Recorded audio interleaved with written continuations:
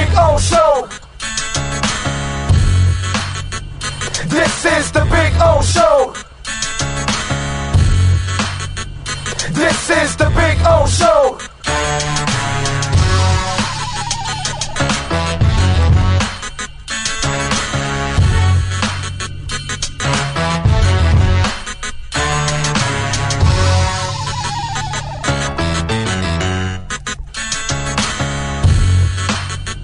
This is the Big O Show.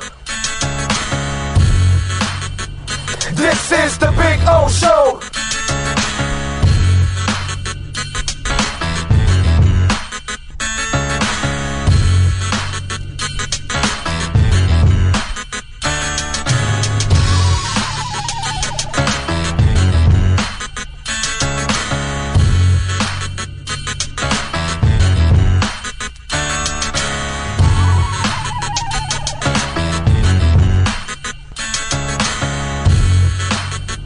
This is the Big O Show. This is the Big O Show. This is the Big O Show. This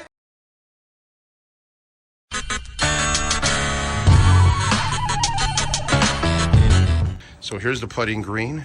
See? There you go. Got two flags. One is over there where Cutter's Edge Pro. It's not coming out now. Come on. Come on, wind. Give me a little wind. No, unfortunately. But there you go. And this one says Big O here. There you go. So there's my putting green. It's about, I would say about 25 feet, something like that. I get to practice, have a little fun. See? And then, of course, we got, the bunkers. Got to have the bunkers, man. Got all kinds of bunkers there. You know what I'm saying? So that's a taste of our backyard. There's Maiden right there. Maiden. Bono, how you doing, Bono? Bono. He's a Carolina dog, by the way.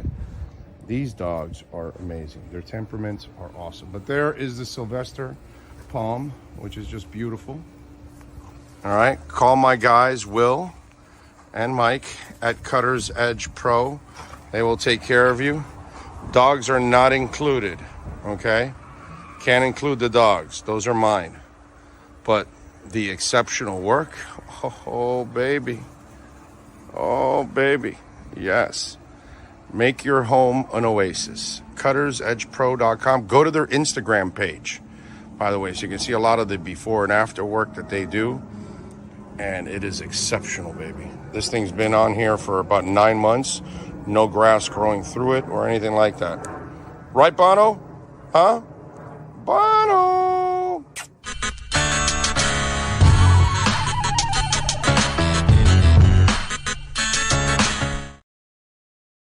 When you move, you need a reliable company led by passionate folks eager to assist its customers during a transitional process that needs to be smooth. Call Essential Moving Experts at 844-368-5750 for all your local and long-distance moving needs. You can rely on Essential Moving Experts. Mention the Big O Radio Show and get $150 off. Family owned and operated. They offer free 30-day storage, full service moving, fully licensed, bonded, and insured. Moving was never so easy. EssentialMovingExperts.com.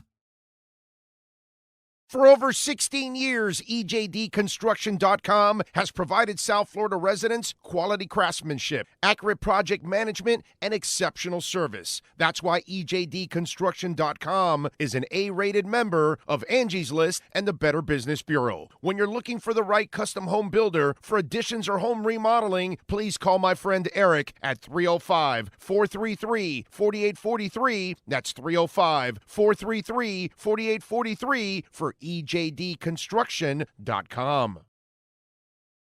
There's no need to drive around South Florida wasting valuable time looking for a new or certified pre-owned Acura. Go to the #1 volume sales dealership in the Southeast United States. Craig Zinn's Acura of Pembroke Pines. Purchase with pace and space in a dealership tailored to your needs. From home buying to providing that personal touch. Contact the 2020 Satisfaction Award winner Craig Zinn's Acura of Pembroke Pines. 888-776-5123. That's 888-776-5123. Or visit them at 15601 Pines Boulevard in Pembroke Pines.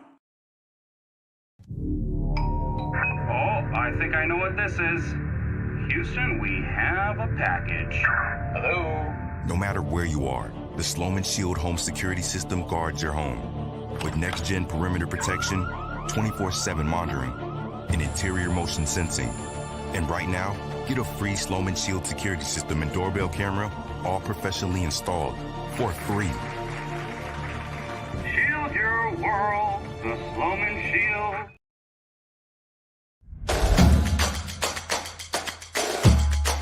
Welcome to Caneswear. New store, new items, same great experience. Family owned and operated since 2010, Caneswear has the latest merchandise from the Miami Hurricanes, Miami Dolphins, Florida Panthers, Inter Miami CF, and more. Come visit us at our store in Davie on University Drive, just south of 595, or online at caneswear.com. Caneswear, the spot Miami fans shop. With more than 62 years of litigation experience handling insurance disputes, Welton Rayom is committed to resolving even the toughest insurance claims quickly. At Welton Rayom, they don't get paid unless you win. They handle complex personal injury claims caused by the fault of another in both state and federal courts. They handle auto, trucking, motorcycle, slip and fall, and bicycle accidents. Call 954-966-4646. That's 954-966-4646. Welton Rayom can help.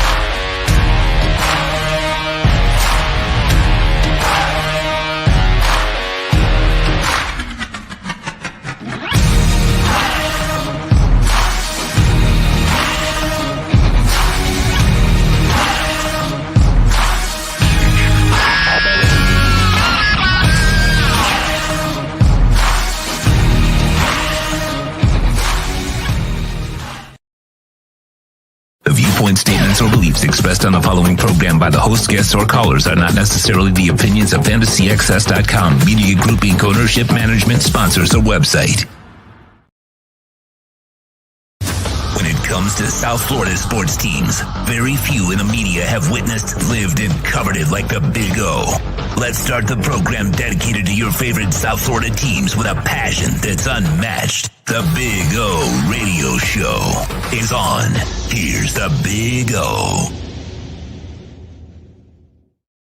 All righty, welcome aboard. Time to rock and roll on a beautiful Tuesday. Yes, sir. Hope you guys are doing well out there on a perfect Tuesday, because it's leading to a perfect Sunday night.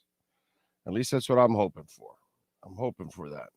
I am expecting them to take that next step this Sunday, so it should be fun. Got a bunch of things to talk about, obviously. Panthers got a win last night. Thank the Lord. That's good, because they were 0-2. Heat will be back in action on Wednesday. We got some stuff going on in the NFL. Inter Miami, their second to last game on Wednesday. I know most people don't care anymore because they're out of the mix. What else? We got Thursday night football, Jags and Saints also coming up. got a little baseball going on. Texas, man, leading Houston 2-0 there. I didn't see that, but Texas has gotten red hot, dude. And Philly is up 1-0. We'll talk to Cam Wolf today at 11 o'clock. I'm sure Cam is going to be very, very happy because his Phillies are up 1-0. It's funny for me, man. I have nothing. Like, I feel, my Marlins suck, dude. And for those of you that don't know my story, I grew up a Phillies fan. Remember, I'm 57. So I was a Phillies fan for a long time. And then we finally got the Marlins. And obviously, I'm a local guy. I'm always going to root for my local teams first and foremost. And so I switched right away and dumped the Phillies. And obviously, there was an emotional tie. And, we talked about the Mike Schmidt back there and everything. And so, but I have no feelings. I don't care about these Phillies winning or losing or advancing. It's funny how with all my ties and, Mike Schmidt and Trujillo and Steve Carlton and, whatever, John Crook and you name it, and all the Phillies of the past and all that crap, it does nothing for me now, like at all. And I was a hardcore Phillies fan. I mean, hardcore. I had to be because growing up in South Florida, I was like a freak because everybody else loved all the, Red Sox, Orioles, Yankees, Dodgers. What am I missing? And Reds. The Big Red Machine really picked up a lot of fans. A lot of people got on the bandwagon for the Big Red Machine, and just like they got on the bandwagon for the Yankees and the bandwagon for the Dodgers and that kind of stuff. So I refused to get in any bandwagons back in the 70s. And I said, you know what? I'll take the Phillies. Since nobody else is going to root for the Phillies, I'm going to root for the Phillies. And then I see it now, and it just does nothing for me, dude. It doesn't move the needle at all. I could care less overall. Anyway, so let's see what we got here. Can we trade Tua for Herbert?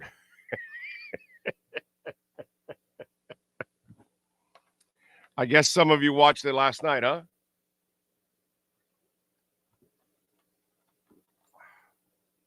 It's amazing. It really is that we talk about it all the time. And the reason why I felt Tua was a player from the get-go, it's because of the traits that are the most important traits for a quarterback.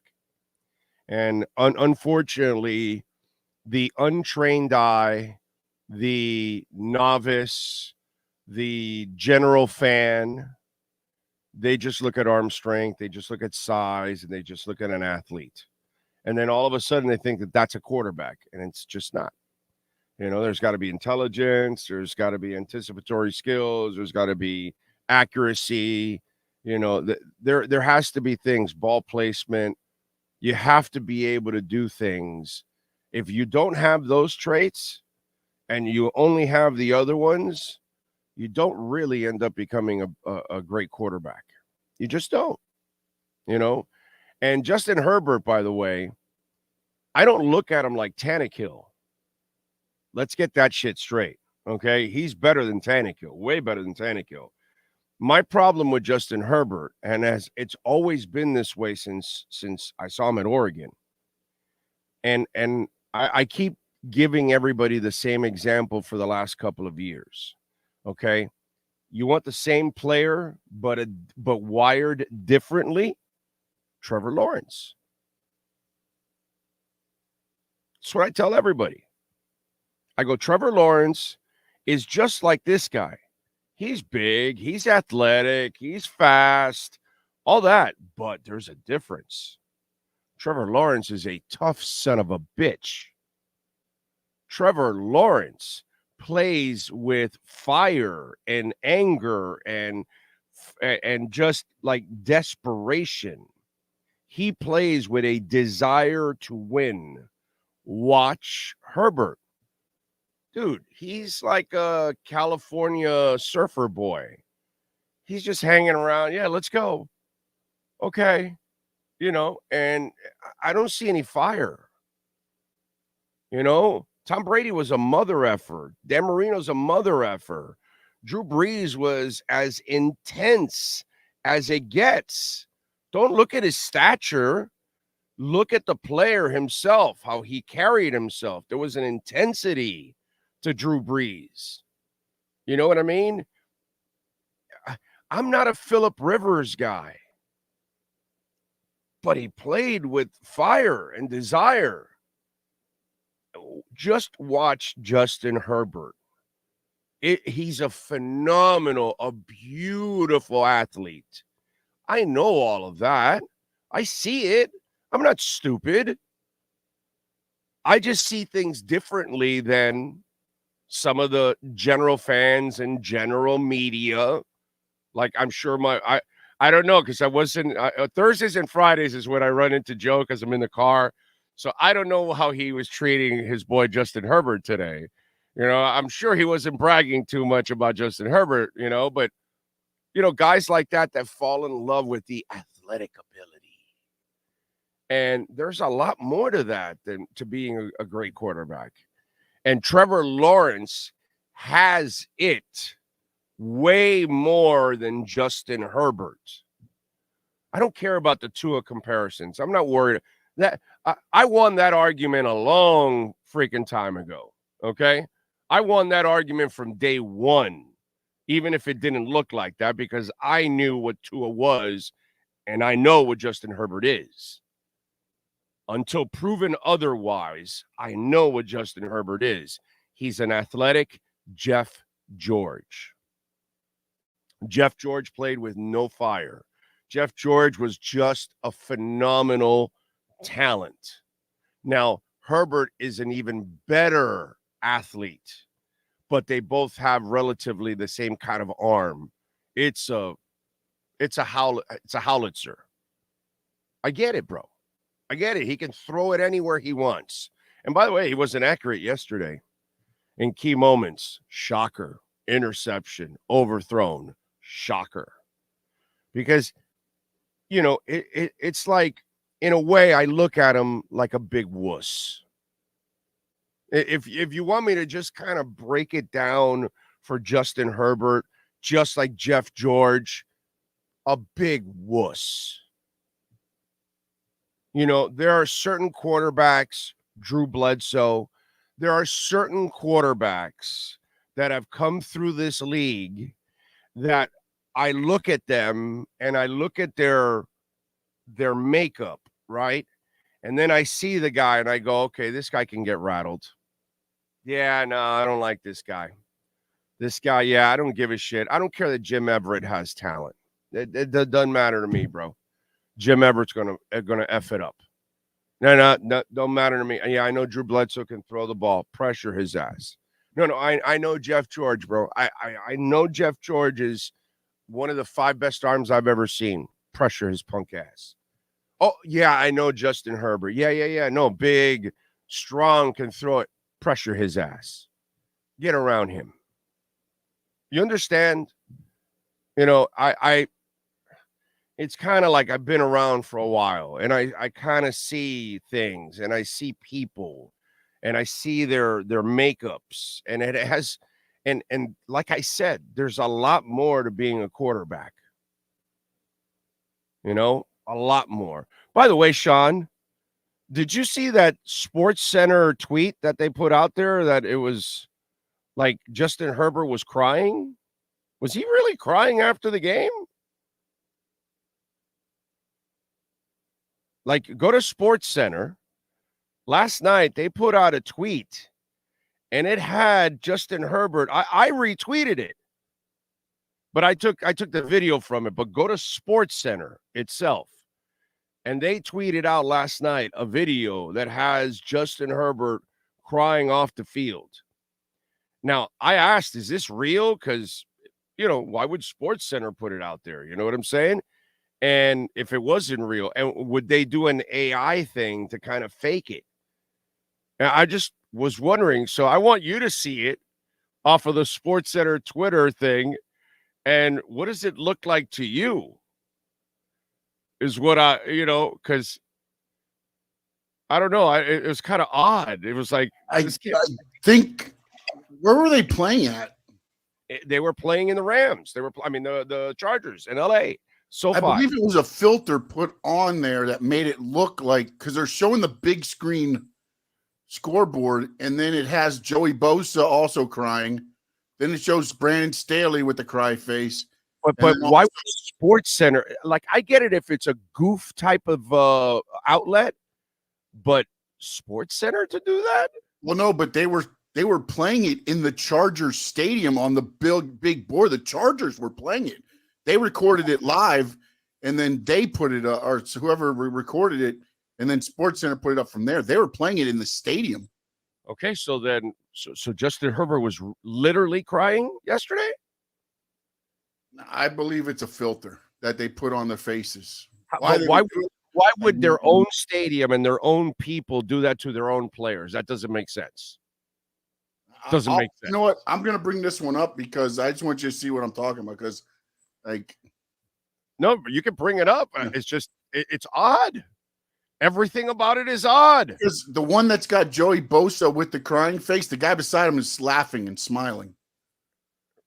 That's why I think it's a filter. That's the only reason I think it's a filter, because gotta be. But why would the stadium do that? I have no idea. But it's like none of it makes sense. That's why I asked, is this real? Like, somebody in the chat is saying there's a crying app. There is? Yeah, so, but why put it on your own team though when they're failing? Why would you do it to your own team? You're in SoFi Stadium. It doesn't make any sense. I mean, it's all well and good because it's I saw Justin Herbert cry in his bowl game. That was one of, I swear to you, I said to my wife, he's crying in a bowl game, and the offensive linemen are like, it's all good, and the linemen aren't crying. It's like,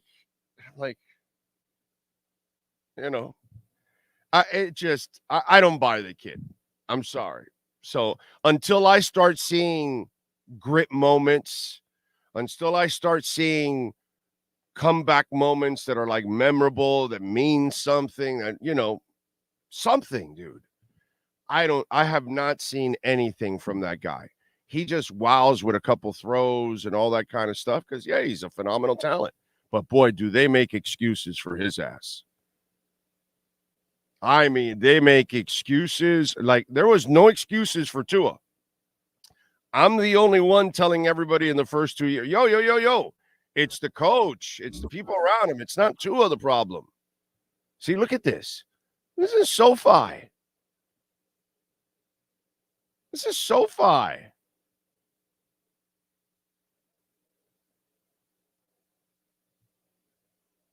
So I don't get it. Why would they do that to their own players? It's weird. Oh, anyway, it's accurate.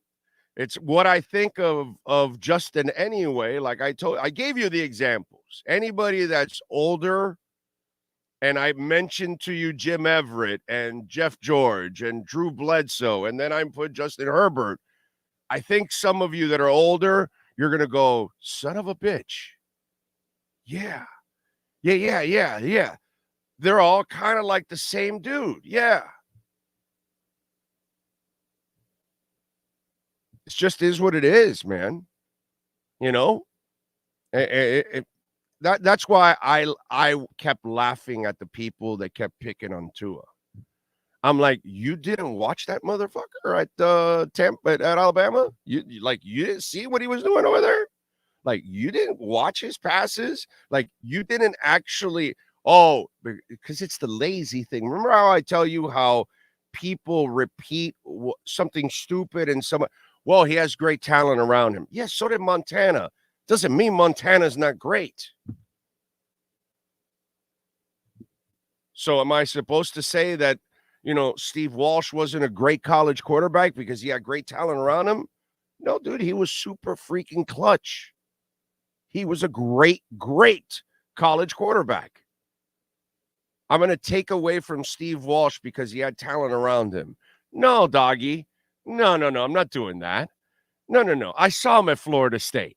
I saw him throw the ball down the sidelines to Michael Irvin in a clutch moment. No. You're not taking that away from Steve Walsh. And they did that to Tua. Oh, well, no, he was surrounded by great. You still got to throw it. You still got to throw it in stride. You still got to be clutch. You still have to come through in big moments. And that's what Tua did all the time. But you didn't watch it because you repeated the same thing some other idiot said. Oh, no, he's got great talent around him. It's just. So this is why this discussion was a joke from the get-go, because people simply were leaning on Herbert's skyscraper talent, size and his arm. And then that alone makes you a great quarterback. And I'm just sorry, dude. He's not wired yet the way I think a real franchise quarterback needs to be wired. Look, I'll tell you something.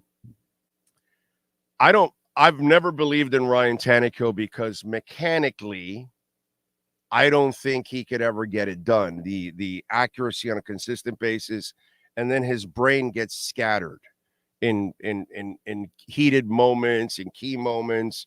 He blanks out. He's not going to read the field and do the things he has to do.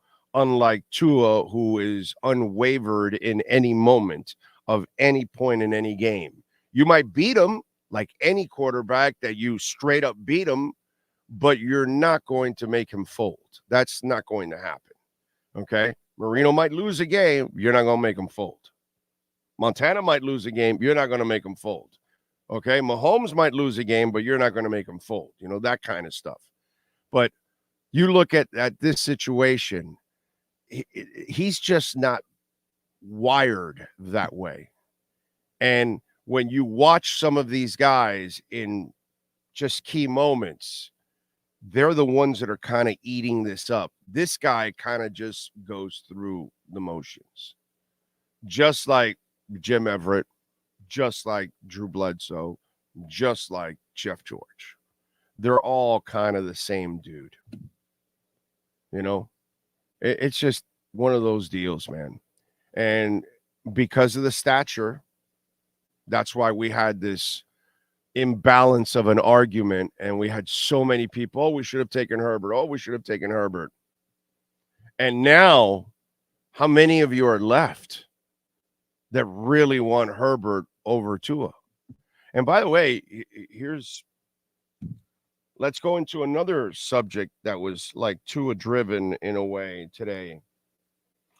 Anthony Richardson. I saw where Anthony Richardson, they are leaning to surgery. So how many games did he play this year?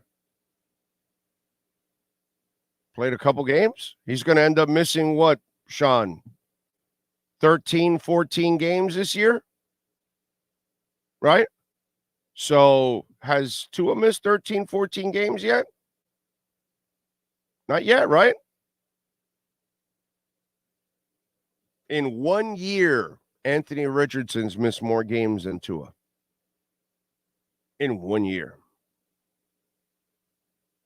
Just 1 year. And he's still going to be a running quarterback because he has no accuracy. You think he's going to stay healthy next year? Whenever he does come back? Just 1 year. we got to remind, because, we have to do these things because too many people made things that would happen to Tua a bigger deal than what it was. Because a lot of people miss games too, And it's not just like, oh, it's Tua is the only one that misses games. No, actually, you start looking around, there's a lot of guys that miss games. And Anthony Richardson just started his career, and he's already going to miss more games than Tua. So he's way ahead of Tua now in one season. And it's not even over yet, the season. So next year, whenever he comes back, I hope not, but the way he plays the game, there's only one way for him. He's going to take a lot of punishment, unfortunately. But these are the myths that were surrounding Tua that he was dealing with. He's too short, not a strong enough arm, can't run a high-powered offense, plays too much golf, should have taken Herbert, is too injury-prone, this, that. And I'm guilty of the injury-prone one because that's my knock on him coming out of college. That was the only thing that scared the shit out of me with him, was his injury history. That's it. Only thing. I never doubted that kid's ability. And when you watch Herbert, I wonder how many of you are left.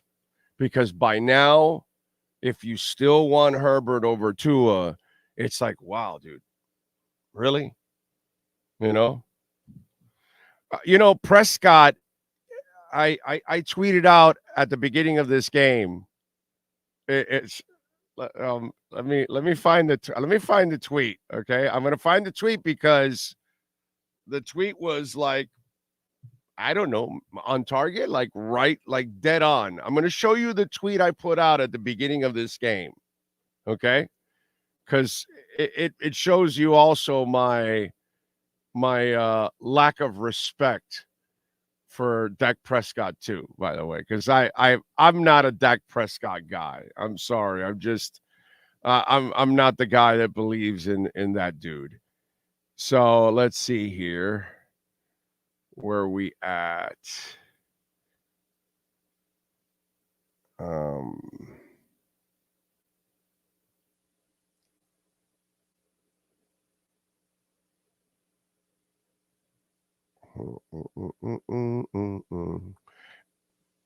I was laughing too when at the beginning of the game early on when he short arms that ball. Here we go. Here's my tweet last night before the game started. Okay. This is what I put up. Take down the essentials there. This is what I put. 2 choking teams on Monday Night Football tonight. Dallas versus the Chargers. It's all about who gives it away last. How'd the game end? Huh? How'd the game end?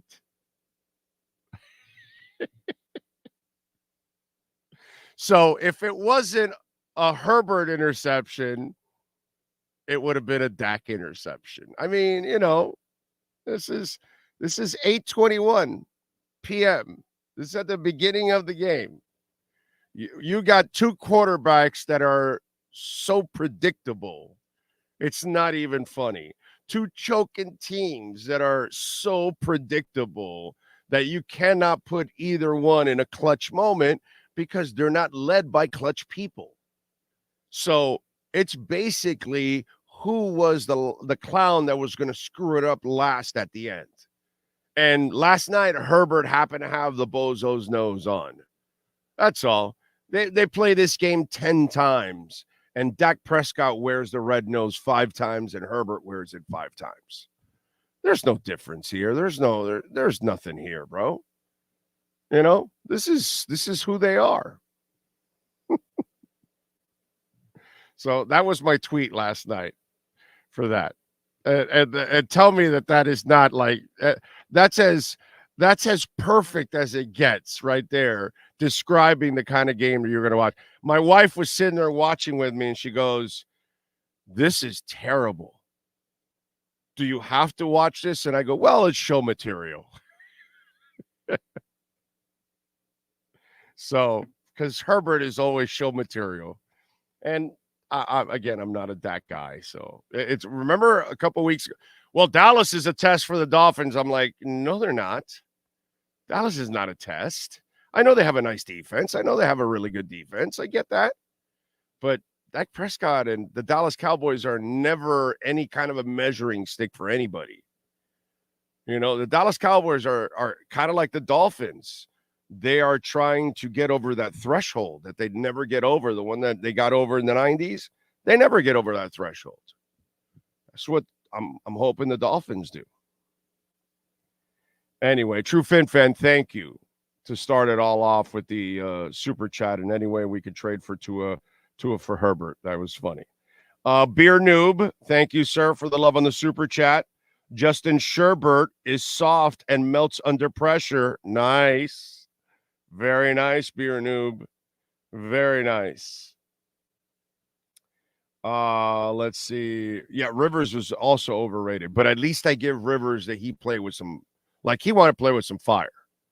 You know, he always wrote a check his body couldn't cash, but at least he played with some fire. I'll give it to him. So Cry Stadium. Very nice. Very nice. The person recording the video has the app on the big screen while they're playing it. Okay. All right. Let's see what else. Here we go. Chris Travez. Thank you for the love on the super chat. Seems like we need a physical leader on defense. I mean, I think you're thinking like, you know, a badass linebacker. It's probably what you're thinking of, because they are missing a mother effer in the middle of the field. You're right. Can't argue with that. You know what I mean? But they have enough to play good defense. They have enough to play the kind of defense to even win a championship, because your offense is so good that your defense doesn't have to be impeccable. It just has to be good enough. And I think they have enough talent, especially when they get back Jalen Ramsey. They'll have the corners that they need in order to get it done. So you'll see some of the national media putting Herbert as a top 5 QB. Yeah, well, you know, that's what can I tell you? That's their problem. Did you say Jim Everett or Chris Everett? Jim Rome wants to know. Dak is trash. Wide open CD and Pollard for TDs, and he's throwing to ghosts. Yeah, Dak is. You saw the tweet. It's, you know, it was what I expected. It came out perfectly. You know, Keenan Allen was pissed. Yeah, he sailed it over his ass. Let's see. Herbert so inaccurate. It was so funny, says Tiger Shark Tony. Ragin says the refs are a bigger opponent for the NFL teams than their game opponent. How many times are they not going to call obvious PIs? I mean, listen, man, it's almost like if they called, they could call a penalty on every play. That's the problem in football. Herbert blew it again, but man, do his passes look pretty. Yeah. Yeah, that's what they used to say about Jeff George. I saw a redraft of the 2020 draft, says Lizzie Finn's fans. Of course, they went Burrow, Herbert, Hurts, then Tua. It's never ending. That is funny as hell, man. That is funny as hell. All right. Let's switch gears here. We'll get back to a little football talk. Basketball heating up. The Miami Heat are back in action on Wednesday as they take on the Nets. Anthony Chang and our BaptistHealth.net/ortho Miami Heat report is next. Heat fans, the fast break is on. It's our Baptist Health of South Florida Heat Report with insider Anthony Chang. From orthopedics, sports medicine, cardiovascular, and even cancer. Get the world-class healthcare your family deserves at BaptistHealth.net. Here's Anthony Chang. Right. How you feeling, my man? You feeling good? Good, Big O. How are you? Excellent. It's Eagles week. So it's a big one. Yeah, I'm not telling you it's Clemson week, because that season's done already. Yeah. So it had that Clemson week had the potential to be a big week, but the Canes didn't come through. No, unfortunately. And I feel bad. You know, I feel bad for Mario because I know he's a good man, a hard worker, all of that. I'm a Mario guy. I want him to succeed. But man, it is he is a rough few weeks. Yeah. A rough year and a half because last year was not good either. He did not do well last year. Even with the talent he had, he did not maximize what he had. Middle Tennessee State is not a game you ever lose with the talent you have. No matter what. Yeah, no matter what. It doesn't matter. Yeah. And that's what I've felt bad for him, that on the X's and O's side, it hasn't, worked out. Unlike the guy you got to cover every day, they can give him me and he will do something. And you're like, wow. You and I, yeah. Something with Orlando's sorry ass. Like, wow, that's crazy, and that's the difference that you end up, you cover, in other words, this guy could go into Kitchen Nightmares and just, Chef Ramsay would be crying when he's all said and done because Spo would make him just look bad. That's how good of a chef, Eric Spoelstra is. Yeah, Cristobal is more of a talent. He acquires talent, right? That's his strength. And look, that's to be honest with you, I don't know if you probably don't agree with me, Big O, but I'd rather have a guy who's a great recruiter than an X's and O's guy in college football, and I just hope that he surrounds himself with really good assistants that help him on the the other side. Yeah, because in the NBA you end up like Del Harris. I got you. You can have the talent, but then you don't know how to cook the ingredients, and then you got to go get Phil Jackson. Yeah, and he gets the same team and wins the title. I am 1,000% with you. You know what I'm saying? Yeah. So yeah. In college football, you can get away with that. Now, your talent. Your problem is if you're going up against a guy like Saban, who can recruit and coach his ass off. Right. Now you've got a problem. But you're right. In general, not in college basketball, but in college football, you probably can get away with just being, a really damn good recruiter if you can get the right assistant coaches.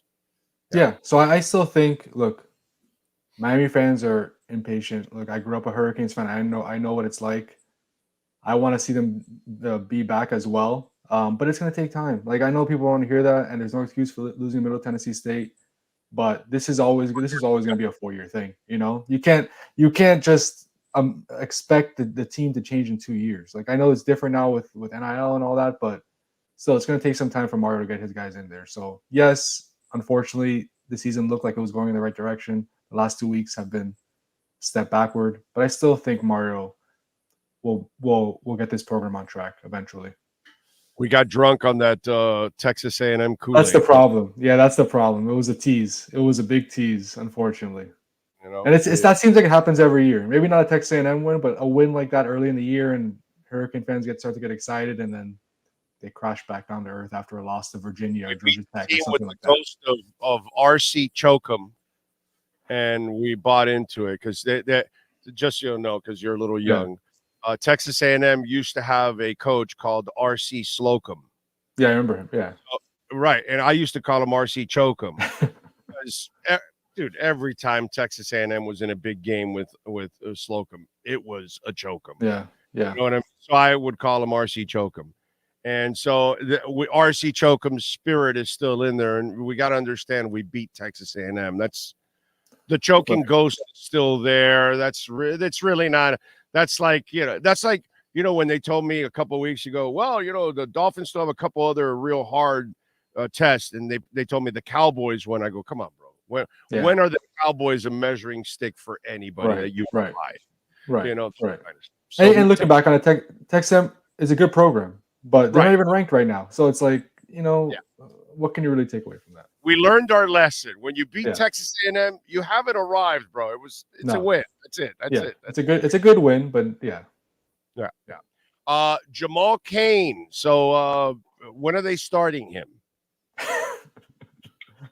When is he eliminating Boston in the Eastern Conference Finals and going for Eastern Conference Finals MVP? Going for the league. Jamal Cain. He looks a lot better. You give him credit, right? Like, I love him. He's been there for a year in the Heat system, and he's gotten a lot better. And in areas that make him a usable player that makes him a big fit for this team. He's a better 3-point shooter, which he needs to do to have playing time on this roster. He's a better defender on the ball, off the ball than he was when he got there. He still has his athleticism. He's a good offensive rebounder. He could do things. He doesn't need the ball, obviously, to make an impact. He has a skill set that fits in a lot of lineups that the Heat play next to Bam and Jimmy. And he's molded his game to be that type of player so he can play if needed on this team. So I think it's been encouraging for him and good for Jamal that he's been able to show the work he's put in. Is he going to have a huge role on this team? No. Probably not. I mean, that's the famous last words, right? Then all of a sudden he turns into a rotation player, the next project, the next success story. But right now, yeah, it's probably, he's a depth guy. He's a guy that, if he makes this roster, which I mean, it's hard to imagine he's not going to make the roster at this point with how he's been playing. Yes. Yeah. He's a good depth guy to have. If there's injuries, if we need somebody in there to provide energy, he's a good roster.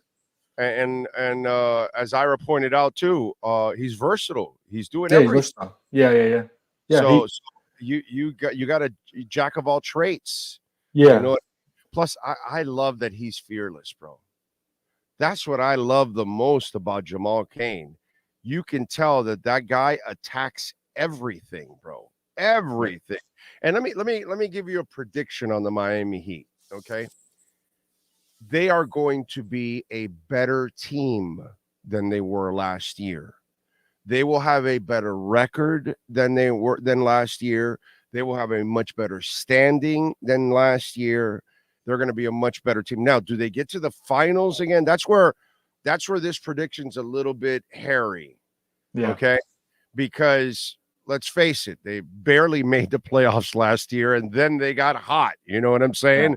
Yeah. A lot like the Panthers needed like a 4-string goaltender to get hot so they could sneak into the playoffs to then go to the Stanley Cup. So I'm not predicting that they'll get to the finals again, but I am predicting that they will be a better team in the regular season. So for the people that are worried about the two guys that they lost, I think they're easily going to replace those guys. The ball handling might be a little bit more of a challenge, but I still think they have enough scorers, playmakers, and I think they're going to be a better defensive team this year too because they've got more people in the paint now that can defend. They've got more rebounders now, including Jamal Cain, by the way, coming off the bench that can get you some extra rebounds. So now you don't have to extend Kevin Love so much in minutes because you have somebody behind them. Now you don't have to extend Bam so much because you have people, behind them. So you're deeper. I think you're going to be better this year. And it's a strange thing to say when they went to the finals because then, are you telling us that we're going to win the title? No, I'm not saying that. But what I am saying is the regular season version of the Heat you got last year is not going to be the one you're going to get this year. You're going to get you're going to watch a much better brand of basketball throughout the year. That's my prediction. Yeah, totally. I agree with that 100%. Because, last year was weird, right? So that's why this prediction might seem a little strange to somebody. We're like, they're going to be better, but they're not going to win the championship, or they're not going to make the finals. Right. They weren't as bad as they underperformed in the regular season last year. They shouldn't have been that bad. And they overperformed in the playoffs. So it's somewhere in between, right? I don't expect them to underperform in the regular season again. I do think they have a roster that's better suited for the regular season because they have more functional depth this year, like you said, more depth that makes sense, more a good backup center option, more viable backup center options. You have Kevin Love for a full season. You have Jaime Jaquez, who, it gives you something they really didn't have off the bench last year. You lost Max Strus and Gabe Vincent, but Max Strus and Gabe Vincent, I feel like people kind of forget they weren't actually that good in the regular season. You look at their numbers, efficiency-wise, they weren't great. I told you the thing I'm concerned about is the ball handling. Which I get it. The defense, rebounding, and scoring, dude, that'll all be replaced. You're not even going to miss a damn bit of that. Yeah. The ball handling, okay, that's one question mark. You lost Gabe, but look, yes, Gabe was starting point guard for the last 3 or 4 months of the season, but you have so many guys who can handle the ball. And that's kind of the unique thing about this team is that it's not just the point guard. They have Jimmy who could play as a quote unquote point guard. They have Tyler Hero who could play as a point guard. Bam Adebayo is unique in that way where he can run the offense and facilitate from the high post. Now you have Jaime Jaquez, Kevin Love. Now you have Jaime Jaquez who can have the ball in his hands. Yeah, you have Caleb Martin. Like there's so many guys that you can run the offense high through. IQ guys. Yes.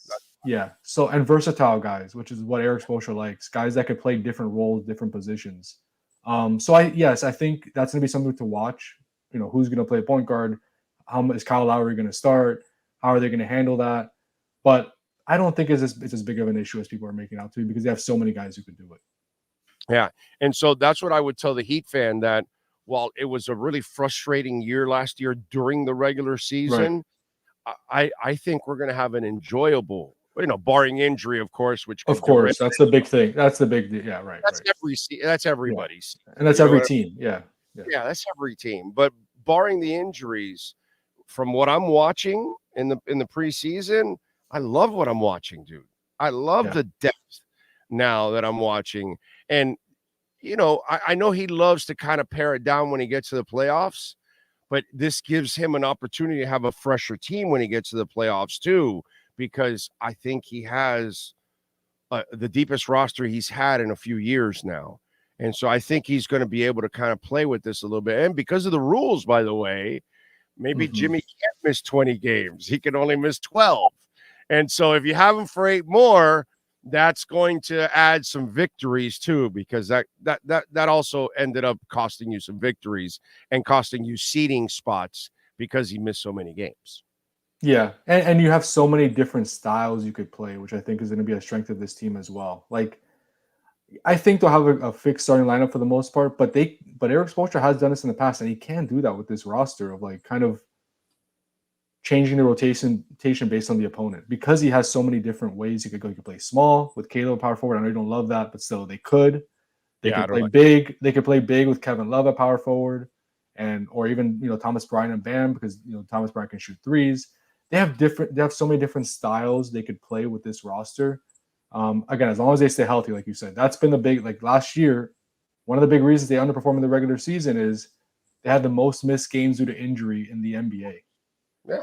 And that's hard to overcome. Fans don't want to hear that, but it's the truth. When so many guys are in and out of the lineup, yeah, maybe it's not Bam and Jimmy missing 40 games, but anybody who misses a chunk of time, it's gonna throw a wrench into things. The rotation has to change, lineups have to change, and that takes a while to get used to, and it's gonna throw teams off. And it just seemed like all season last year, guys are in and out, and that really took a toll on the roster. In the playoffs, like you said, they got hot. I don't expect a playoff run like that again. Only because, it's kind of unprecedented as an 8 seed to do that. All of a sudden, they were the worst 3-point shooting team, and then they were the best 3-point shooting team in the NBA in the playoffs. Jimmy Butler turned into Michael Jordan. He was putting up historic numbers. So it's hard to say that's going to happen again. To your point of like not predicting them to make the finals again, but in the regular season, to say they're going to be better than last year, I think that's if they're healthy, I think they should be better than last year as far as record wise. Here's the twisted part about being a Heat fan compared to, I think, every other team pretty much in the league. Okay. So you can only say this with the Heat, and I want the Heat fan to realize this, okay? Because this is the truth right here. This is how twisted it is. Okay.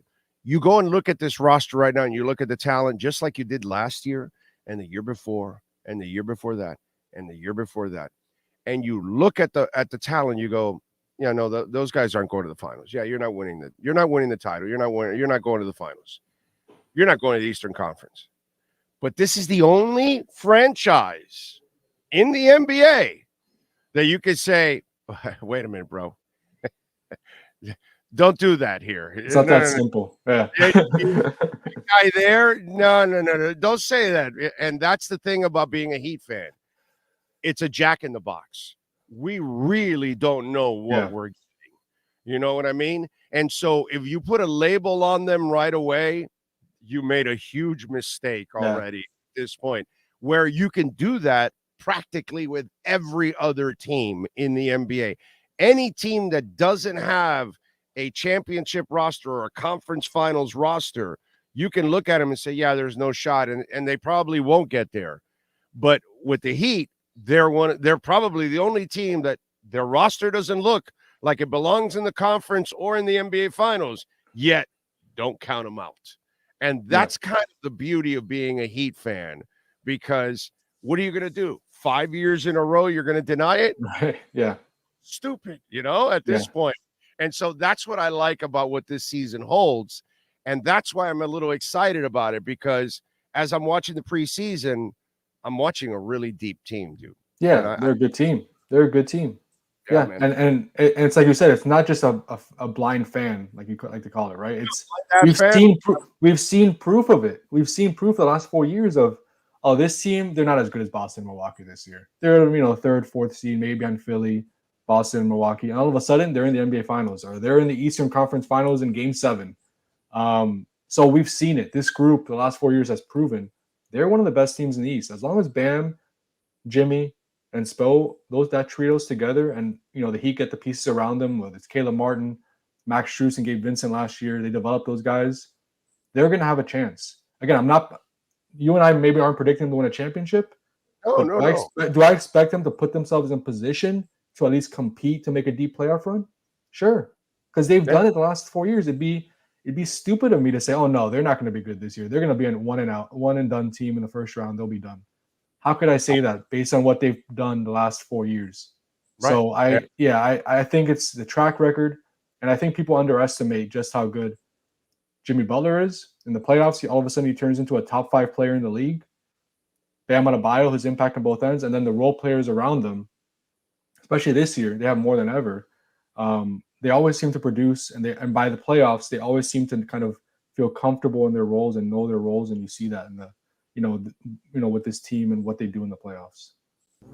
Blind ass fan alert! Look out, everyone! We've got a blind ass fan coming through.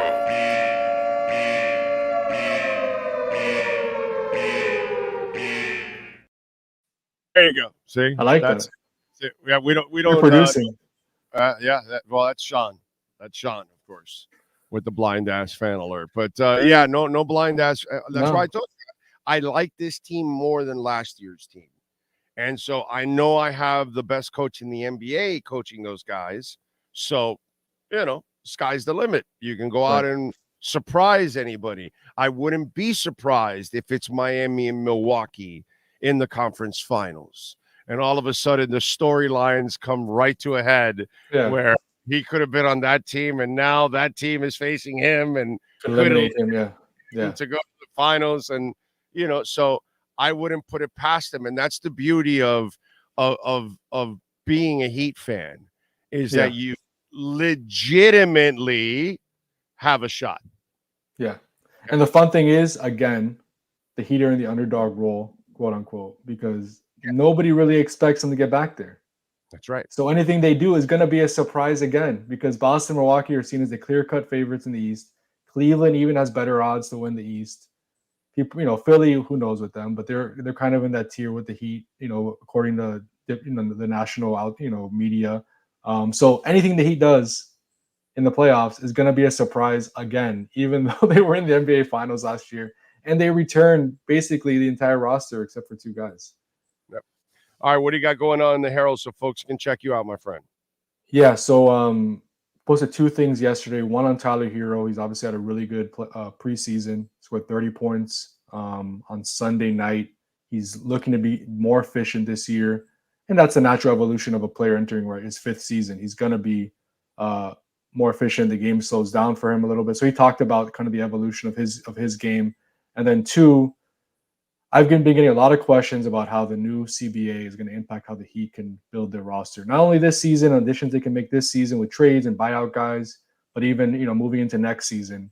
So I have a Q&A up of different questions I've received about how the new CBA and the punitive rules impact the Heat moving forward. So check both those things out on MiamiHerald.com.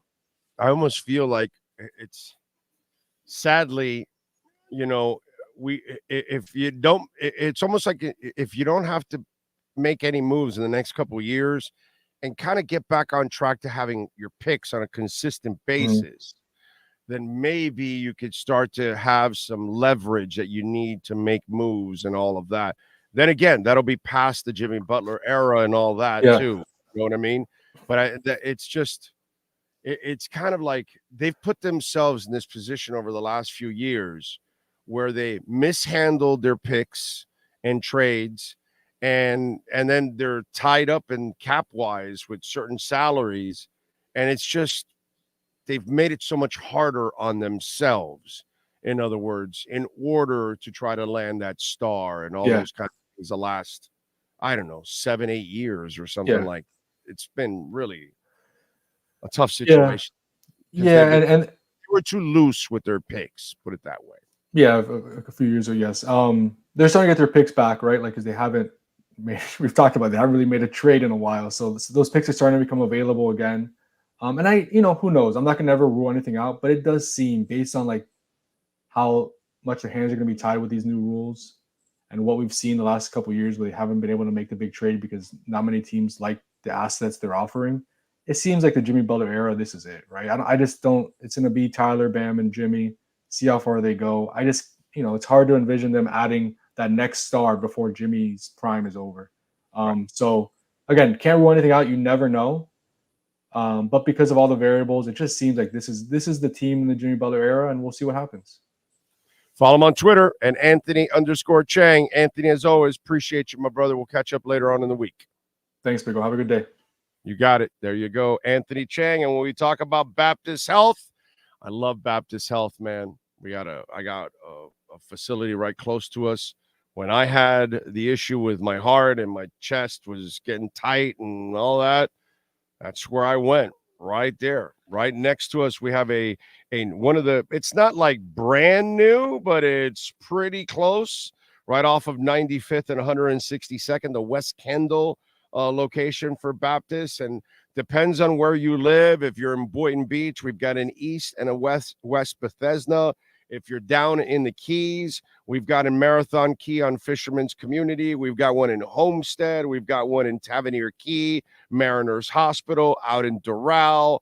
We've got out in Boca Regional, out at 800 Meadows Road.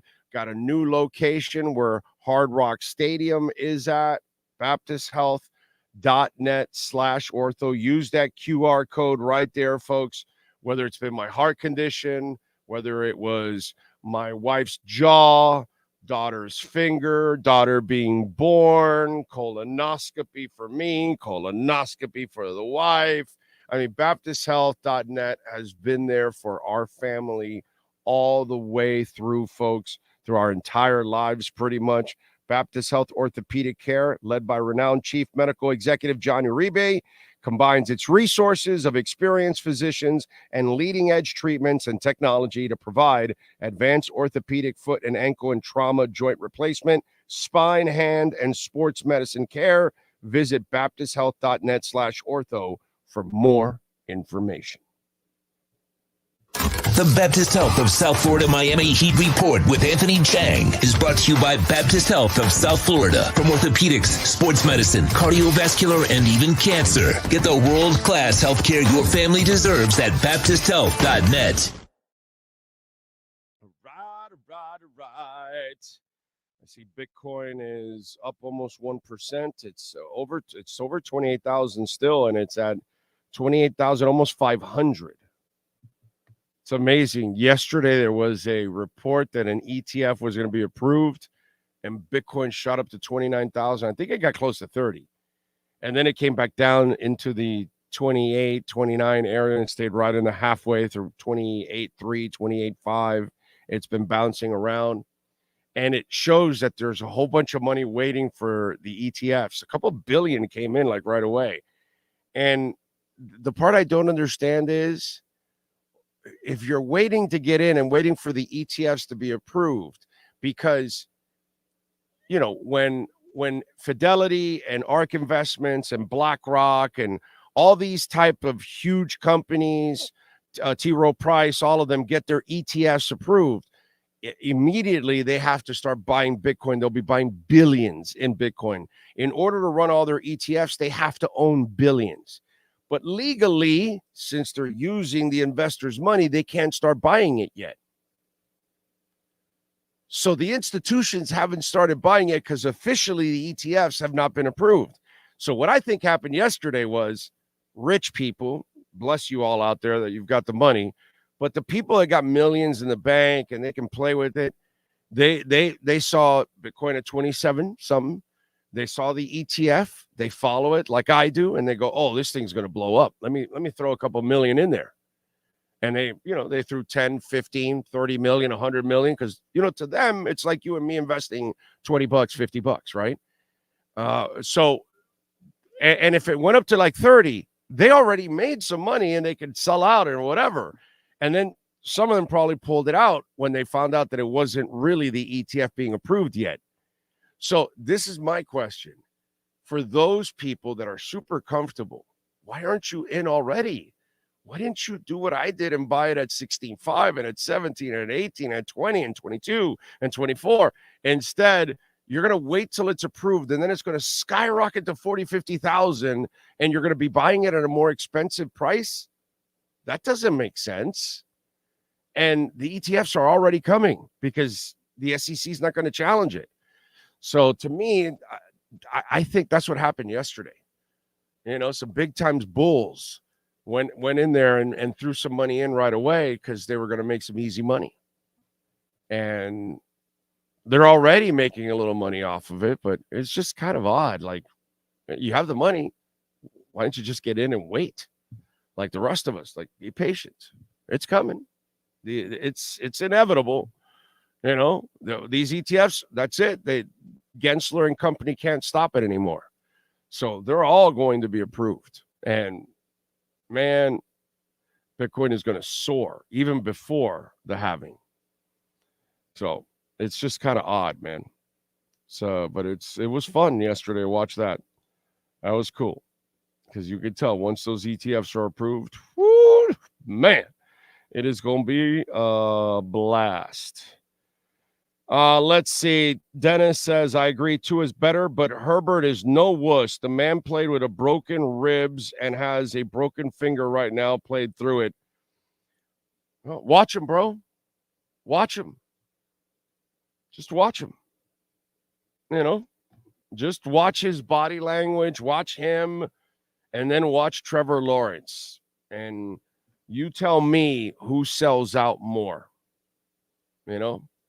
You tell me who you think is the one that brings serious toughness to that position, an edge to that position. Okay? And I'm going to go Trevor Lawrence way over Justin Herbert. But hey, to each his own.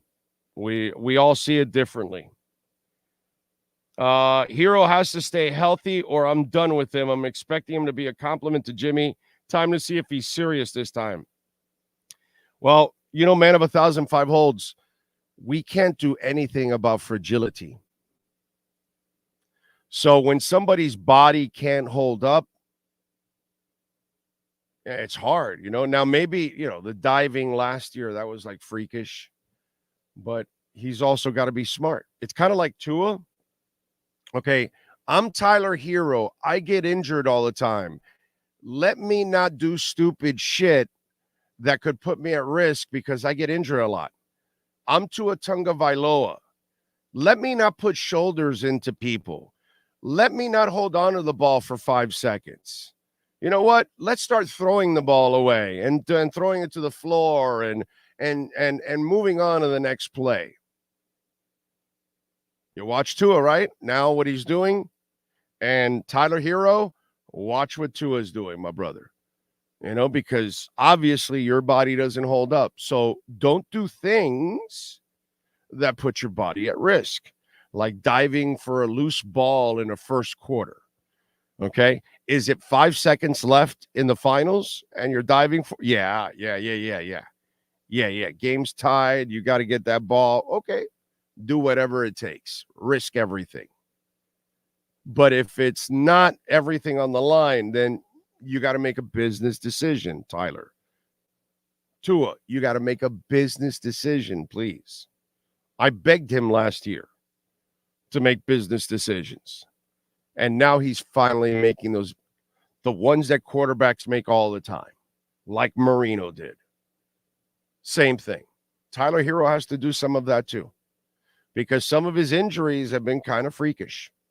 So he's got to learn how to play the game and then also be smart. And he's going to have to make split decisions on business decisions in the game. I got to stay in the game. I can't do any of these crazy type of things. So let's hope that he's smart about that. That'll be very cool. Hero is 23, a young man in a grown man's league. Hoping Hero can add the ability of availability. Would be nice. The last buyers of Bitcoin are in at 44 or 55 or 65. Yeah, that's exactly what's going to happen, Andy. Yeah. No, I know that I'm going to get the questions, because I always talk about Bitcoin and all that.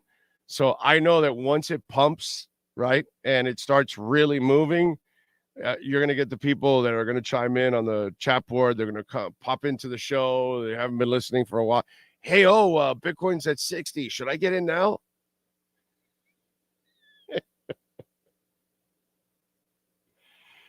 Oh, man. Tyler was mad the Heat were trying to trade him, but how can you be mad when you're always hurt and the team went to the finals without you? Yeah. Yep. That's it. True Fin Fan says Trevor Lawrence has been a beast since he was in middle school. Look him up. He's won at every level. What has Herbert done? College pros, what? Yes, he has a cannon and looks the part, but yeah, Trevor Lawrence, that's how you're supposed to play. That's why when I try to explain to people, I say, what is it with you and Justin Herbert? Bro, this is it. That's what I'm trying to explain, And then I got to get into the whole Jeff George and Jim Everett and Drew Bledsoe and, type of conversations, that kind of stuff. Larry Bird's career only lasted 11 years because he spent his career diving for loose balls and hurting his back. Yes, sir. Yes, sir. He hurt his back badly, dude. There's a difference between playing through pain and having an inner fire that inspires and your team to victory. Tannehill was a tough kid, played through injuries. He never inspired. Amen. You know what I'm talking about, Gordon. And the California Surf Boy doesn't have it.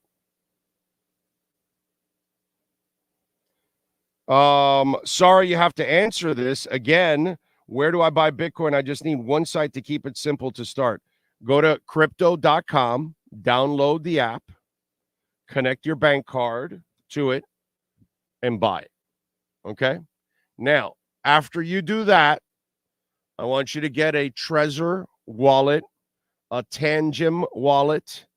I don't know. I'll give you any of those. Okay. Get a cold storage wallet. Buy one of those and then move it from crypto.com to the wallet. Okay. I want you to do that.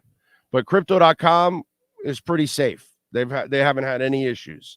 They've been strong throughout the entire process. So crypto.com would be one that I would suggest for you to go to. Okay. There you go. All right. And by the way, go to YouTube and go look up videos of how to buy crypto on crypto.com. So for novices, they'll show you the videos that you can download the app and follow the steps. And they'll show you exactly on how to buy it. On YouTube, they have that. And then if you buy a Tangem wallet or a Trezor wallet, all right, it'll show you how to move your crypto.com to Trezor. You can find a video on YouTube of moving my crypto from crypto.com to Tangem wallet to Trezor wallet. Model T, by the way. If you get the Trezor, you get the Model T. Things like that. Okay. Trezor, by the way, came out with a Bitcoin only wallet now. That's pretty cool. If you're only a Bitcoin maxi, that's all you collect. There you go. So, and again, I'm not a financial advisor. I'm just a guy that loves crypto. That's it. I'm just a regular old talk show host here. But I would buy as much as you can afford, as much as possible before this run starts. Because when it starts, you'll never get it at this price ever again. Ever again. The next time we have a bottom, the bottom's going to be a 60, 70,000 bottom, 80,000. Because this thing's going to go into the 6 digits on this next bull run. So, and when you had your chance, you could buy Coinbase. I am not a Coinbase guy. I'd rather go to crypto.com than Coinbase personally for me. But that's just me. But you can do it at Coinbase. Either way, move it to a cold storage wallet. Move it to your Trezor, move it to your Tangem, move it to a wallet that has a custodial wallet. Okay. Oh, by the way, Exodus is pretty good too, and they're online. So it's kind of like a warm wallet, not cold, not hot, because it is custodial because they give you the 12 words. Please save those 12 words. Do not lose those 12 words. Let's see. All right, so you sent me a super chat too, and he says this will keep it simple for me. So yes, enjoy, Christo. And I'm never sorry I have to answer any crypto questions. Nyborg says Fidelity allows you to buy Bitcoin and Ethereum right now with a crypto account. No altcoins though. Yes, but the second you buy it, you have to be able to move it. So make sure if you buy it off Fidelity, it has a bridge so you can move it off. Do not keep it on Fidelity's. Fidelity's a bank, my brother. And if the bank goes under, they're going to close things down, and you're not going to have access to your money. You're not going to have access to your crypto. That's why in crypto we say not your keys, not your crypto. So that's the beauty. See, we've been in a world for hundreds of years now where we store our money with somebody else and they control it. And they can shut us down. They can shut that. You've watched it all over the world. You watched it happen in Canada recently. You watched it happen at Bank of America like 6 months ago, where they closed off a bunch of people and access to their money.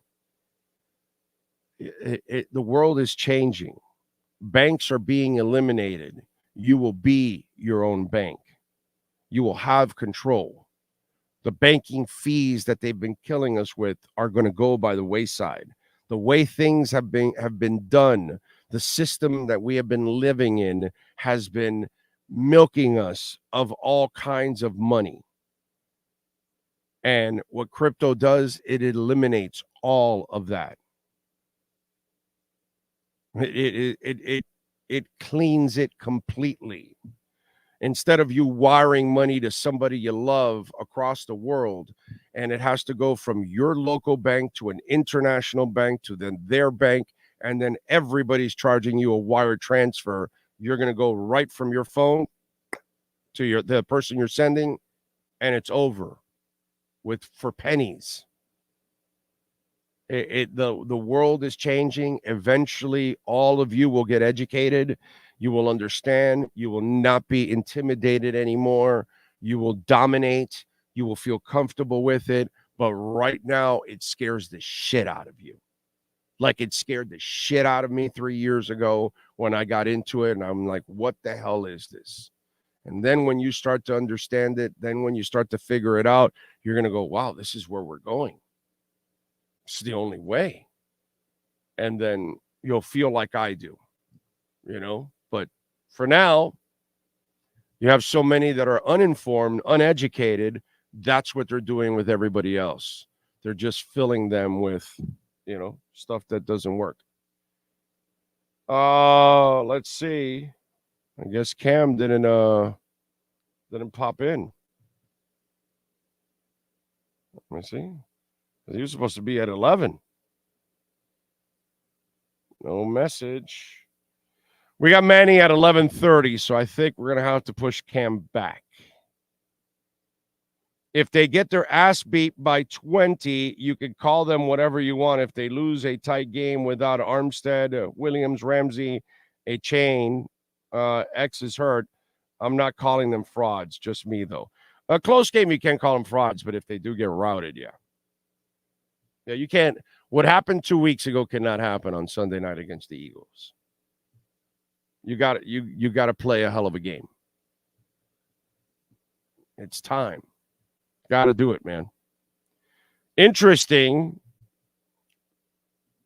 Opinions are always interesting, right? On how you see things.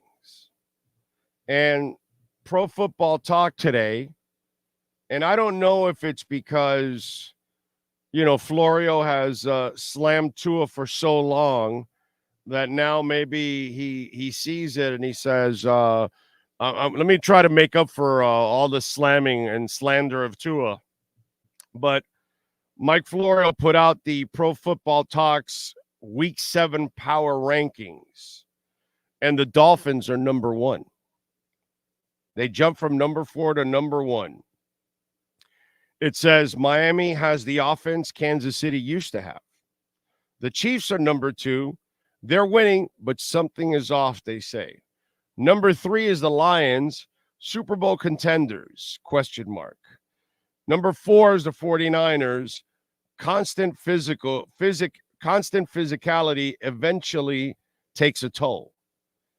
Number 5 is the Eagles. Are they truly among the NFC's elite this year? Got the Jags 7, Cowboys 7, Bills 8, Ravens 9, and Seahawks 10. So Pro Football Talk has the Dolphins in their number 1 spot in their power rankings. What do you think about that, folks? Now, opinions are like belly buttons, right? Everybody's got one. So Nate Davis of USA Today put out his power rankings today. Do you think he has the Dolphins number 1? Not at all. 49ers are number 1. He says it's way too premature to suggest they got exposed against the league's number 1 defense, especially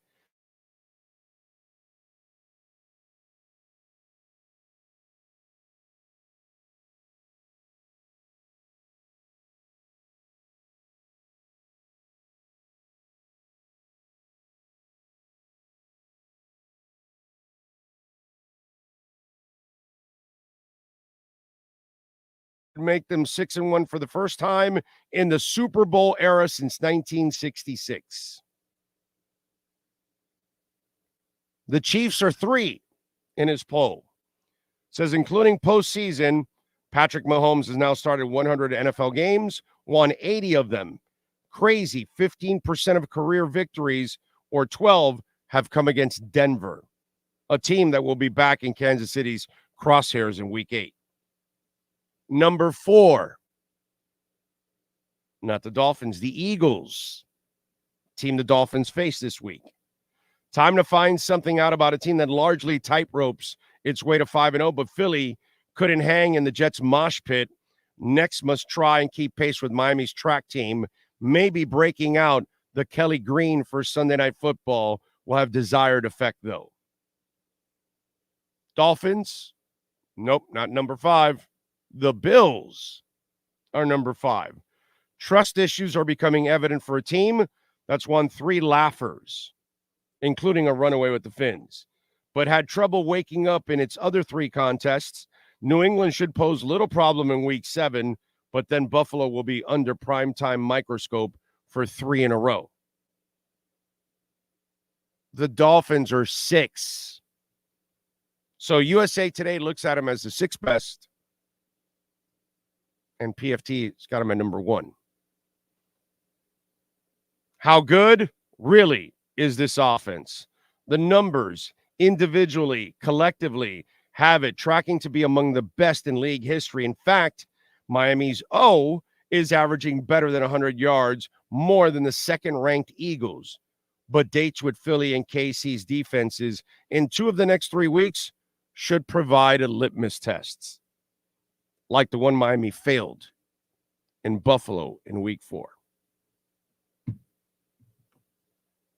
Jags 7, Cowboys 8, Steelers 9, Ravens 10. It's all about Sunday, folks. It's all about Sunday. They've had a terrific season so far. They've won most of their games, but it's time, man. It's time to put yourself in that conversation. It's time to prove that you are one of the power teams in this league. You've got an offense that can carry you. It's time for the defense to step up and start having its moments. It's what it needs. And this Sunday would be perfect. I don't know how injured X is. That one I am a little concerned about because you are going up against one monster receiver in A.J. Brown. I mean, a beast. Better double his ass.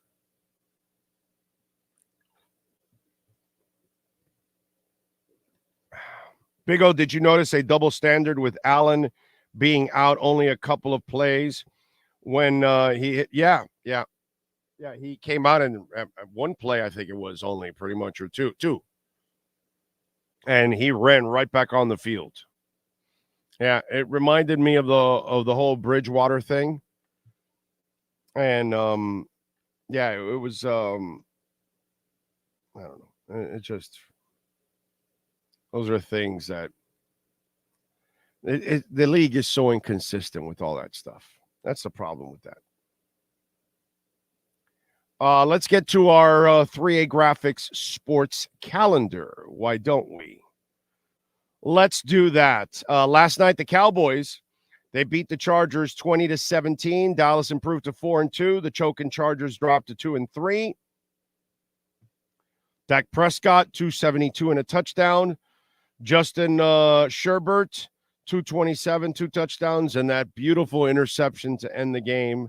And that Chargers fan, the girl, that was funny. Panthers beat the Devils last night 4-3. They get their first win of the season. They're 1-2. Reinhardt with 2 goals. Bob was hot last night, 31 saves. They will take on Toronto on Thursday.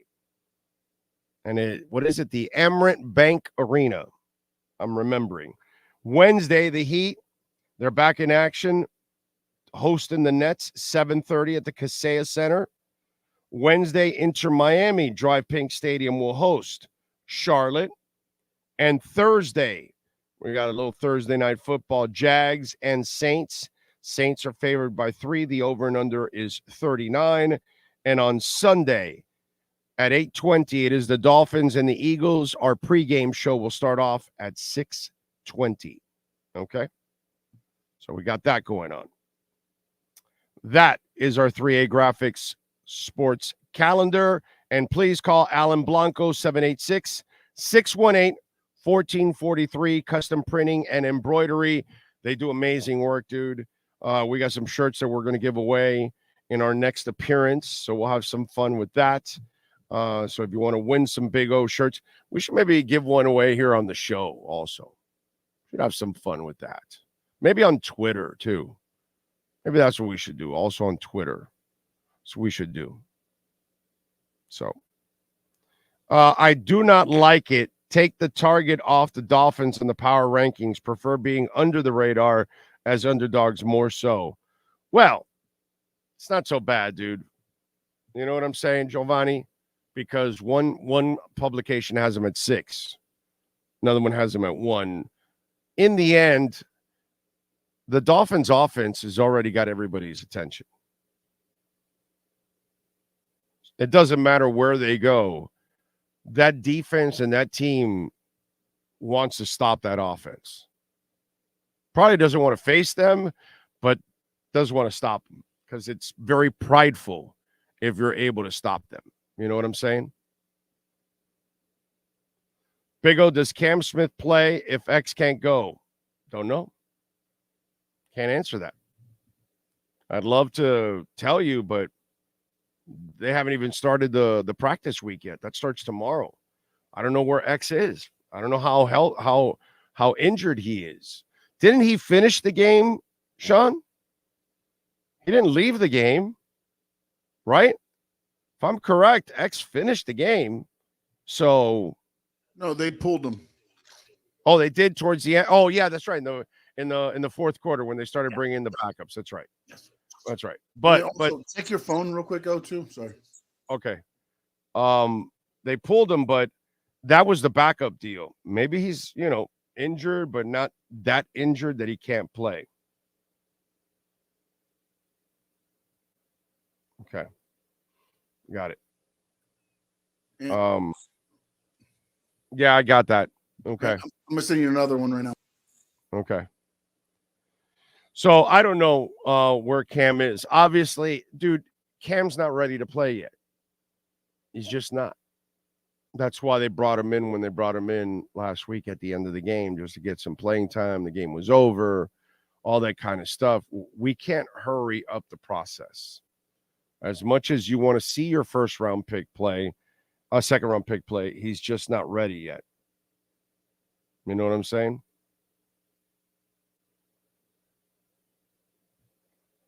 So that's the issue. We're gonna move Cam to tomorrow, by the way. Shirts should say Big O, Big Cojones. Oh man. Whatever happened to the CB in the Noah trade? He's a special teamer. He was inactive last week, Kelvin Joseph. He's played a little bit, but he was never really going to be a cover guy. He was brought here more because he was a special teamer. You know what I'm saying? You're going to get more Bethel Johnson than you will him, or Justin Bethel. You'll see Justin Bethel before you'll see the youngster. My stupid fan guess would be Apple and Kohu at corners and Nickerson to the slot. That makes sense. Listen, man, you're about to get back Jalen and Kohu and what's it called? Needham. So it's only a matter of time. You're about to get deeper at corner. Let's just hope that the X thing isn't too serious. Let's hope so. Bills are not even top 10 right now. I'd take the Ravens. I would not take the Ravens over the Bills, bro. The Ravens don't have an offense. Their offense ain't shit, dude. Go look at it every week. It's a remedial offense. I wouldn't take the Cowboys. They're chokers. The Seahawks, the Bengals for sure. Burrow's now getting healthy. I could see that. But the other ones, no, I wouldn't do that. The Bills are still better than those teams. It's just that they have their, they get erratic a little bit, but they're still dangerous. Now they have, you wonder with the injuries now, how much will the Milano and Daquan Jones injuries hurt them, and how much will they get set back by those?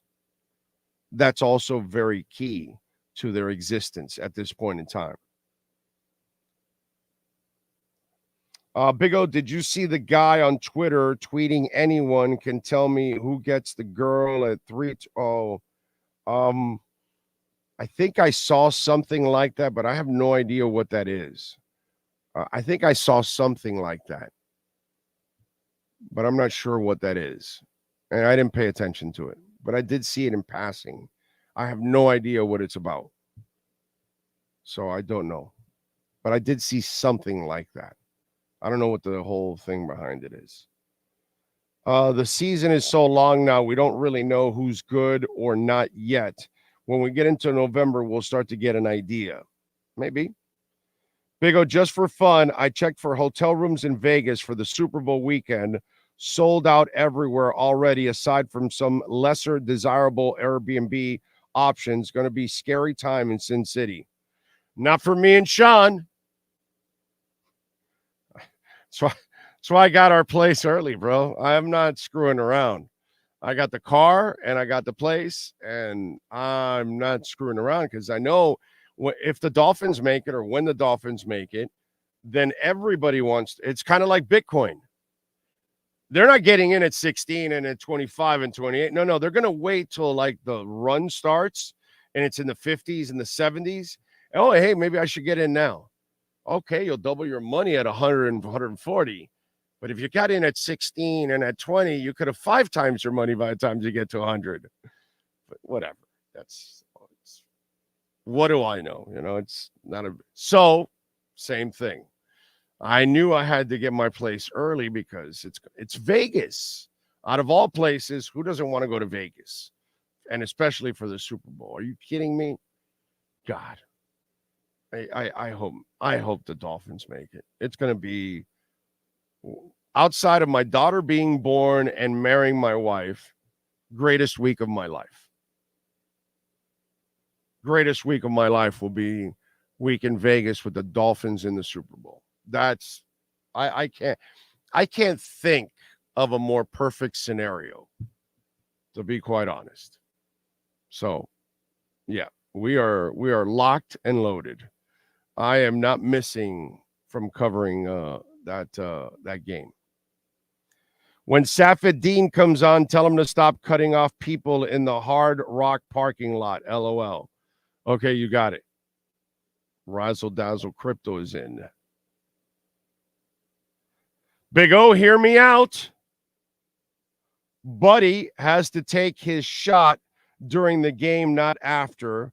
Buddy took a lot of big L's on that. No woman wants a guy searching Twitter to find her. Come on, Buddy. Okay, I guess Buddy has something to do with the girl or something that you guys are talking about. I'm not exactly sure what the Buddy and the L's is. I don't know anything about that story. I kind of saw it, but I didn't follow up on it. So, Big O, Fangio spent some time with the Eagles last year. Thoughts on the impact that he can have in the game? Well, he was helping the offense decipher defenses. He wasn't helping the defense. He was helping the offense, apparently, to figure out what the defenses are going up against their offense. So he will know their offense pretty well. And the question is, does he have the pieces to do what he wants to do against them? And in the end, I got to tell you something. Is Miami physical enough for this game? Because that's what Philadelphia is going to want to do. They're going to want to punch Miami in the mouth. They're going to want to shove the ball down their throats. And that's how they're going to jumpstart their passing game. Miami is going to have to come into this game with an edge. I mean, you already need an edge in life and in football as it is, unless you're Justin Herbert and you play with no edge. But you really need to be nasty on Sunday night. You've got to be ruthless on Sunday night. You are going up against, one of the top 2-3 fronts in all of football, defense and offense. So that's going to be a hell of a test for Fangio. He might know how to stop them, but does he have the right people around him to execute what he wants to do? That's what we don't know. Because right now, I got to say no, right? I have to say no. There's no proof that Fangio is going to get it done. Now, even if he has the information, it's great to have the information, but do you have the players to execute it? That's why I keep telling you the offense has to carry the Dolphins. And then the defense just has to be timely, has to get some key stops. And that's it. None of us can expect a dominant performance from the defense. That doesn't make sense. Just doesn't.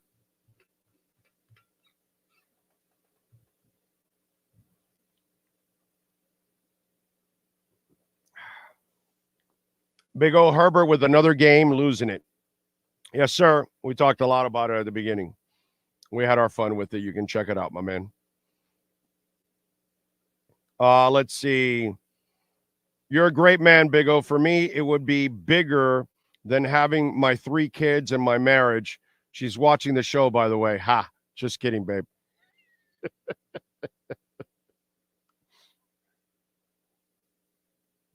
Oh, man, I'm serious, dude. Oh, a week in Vegas, Dolphins in the Super Bowl. They can't let me down this week. They got to win this week. You got to start winning these kind of games. I am so freaking pumped for this game. Yes, I will be pissed if they get their asses kicked. Sorry. I want more from this team. So if you don't want to see me, if they lose badly, if they lose a respectable game, like if they would have lost a respectable game against Buffalo, I would have been disappointed, but I would have been all right. I was not all right with the ass kicking. Like I am not going to be all right on Sunday night with an ass kicking. I will not tolerate that. Okay? Sorry. So prepare yourselves. But you got to come up with a hell of a performance. You know, there's no doubt about that. All right, give us 2 minutes here. Let's take a quick break. Manny Navarro and our Canes Wear Miami Hurricanes report is next.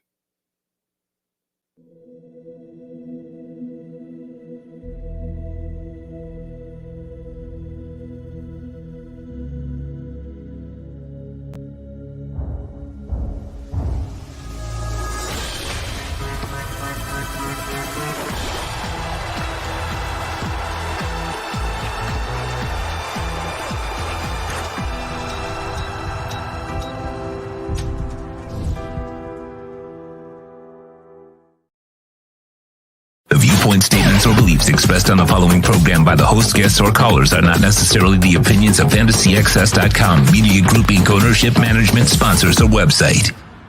If you're a Miami sports fan, there's only one store to go to, and that's Canes Wear at Miami Fanwear in Davie. They're your one-stop shop for all your Inter Miami CF, Canes, Dolphins, Panthers, and Marlins merchandise. They have hats, t-shirts, game day jerseys, and so much more. Located at 2655 South University Drive in Davie, and open 24/7 online at caneswear.com or intermiamiwear.com. Call them at 954-835-5597. Canes Wear, the spot where Inter Miami and all Miami sports fans shop. Time for Canes fans to get what they want. Information, insight, and perspective. It's the Canes Wear Miami Hurricanes Report with Manny Navarro. Exclusively on the Big O Radio Show. Here's Big O and insider Manny Navarro. He is the man that covers the drama. How you doing, brother? A lot better than Mario Cristobal, that's for sure. Wow. Although I got to say, watching the press conferences, he handled the media much better this week, even again after a loss compared to last week. Last week, it was kind of a mishandling of his situation and the whole and you could tell it was, obviously it bothered the shit out of him, but it was almost like he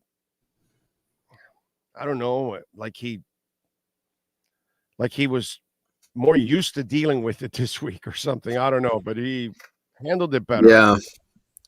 Yeah. I think, when everybody's kind of crapping on you for a bad decision and then you go out and you lose a game because your players turned the ball over too much and they were the ones that kind of made the big mistakes. I guess you're in a better mood, right? Like you're like, okay, these are the guys I got to fix versus, everybody putting the heat on me directly. So,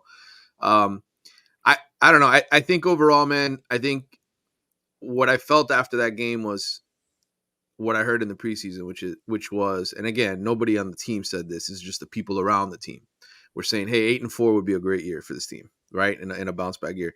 It's almost as if falling to 4-2, losing to North Carolina sort of, I don't know, made Mario think, yeah, this is still year 2 in this rebuild. This is still part of the problems that we have are still things that I have to address with the roster in his mind.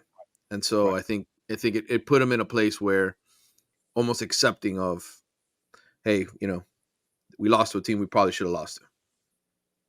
Yeah, no, I'm with you 100%. It just, man, it's a shame overall, because now, even Clemson, while it's a winnable game talent-wise, it's just, it's hard to just imagine that now at this point in time. And it's just you look at it and it just becomes you look at that game and now it becomes like this daunting task to get a victory. And brother, if this becomes a 3-game losing streak and you're like, damn, this is not what you wanted. You wanted to win at least 2 out of these 3 is what you really wanted to do. Right. Matt Shodell, who's he and I have covered the Hurricanes for a long time. He writes for Kane Sport. Does an excellent job, Kane Sport. Yeah, Yes. he does a great job.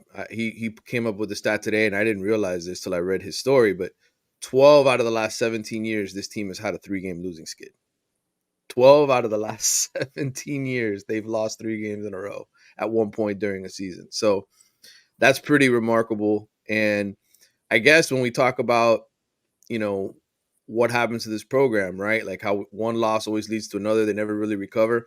Yeah. I guess the opportunity this week is to try to reverse that trend, right? To really prove that you're taking a step forward, that you're not going to, make it 13 out of 18 years where that happens. So, look, it's going to be a tough challenge, but I also think this is a very beatable Clemson team in the sense that they are not the juggernaut they used to be. No. And offensively, they've got some issues, but I think a lot of the things that they do well does not sort of line up well with what Miami does. Number one, they're one of the best defensive teams in the country up front in their front 7. They've got 2 legitimate linebackers, and then they've got 2 of the best backs in the country. So they're going to be able to run the football. And we saw what happened last week against Carolina when, which the defensive tackles for Miami, that was a concern for me coming into the year. They played with a little bit of pace, and they were able to run the football against Miami, and I think Clemson's going to try to do the same thing. So, okay. I mean, it's I got to tell you, bro, it is just an ugly situation. Now, when we look at Tyler's play, this is who he is?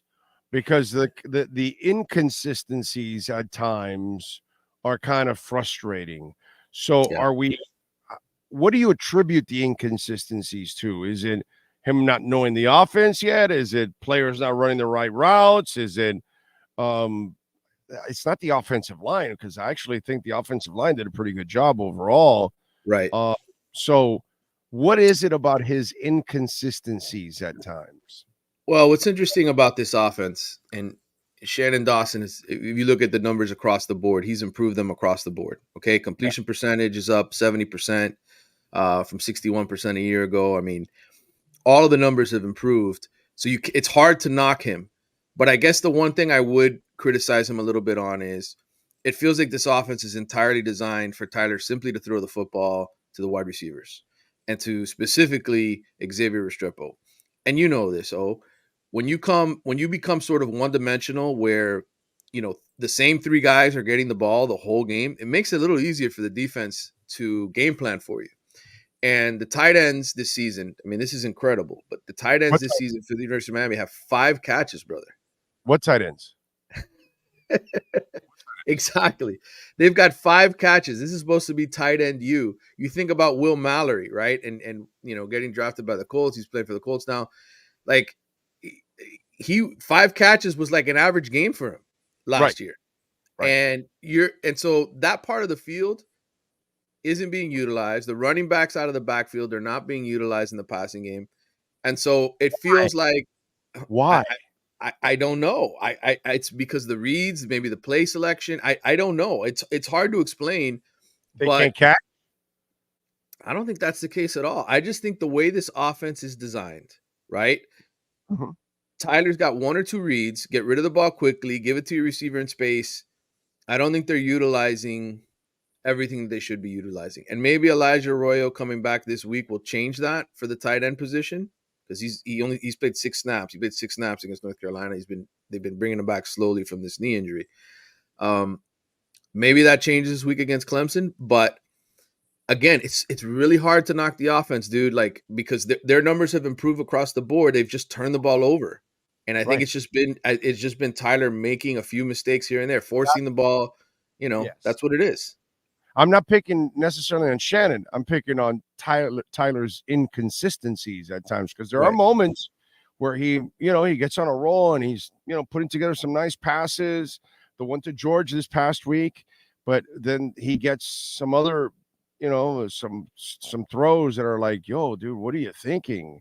Yeah. And then some of the interceptions and stuff like that. And I It's can't blame Coach Dawson for that. I blame TVD for that. And so that's why I ask, what do you attribute his inconsistencies to?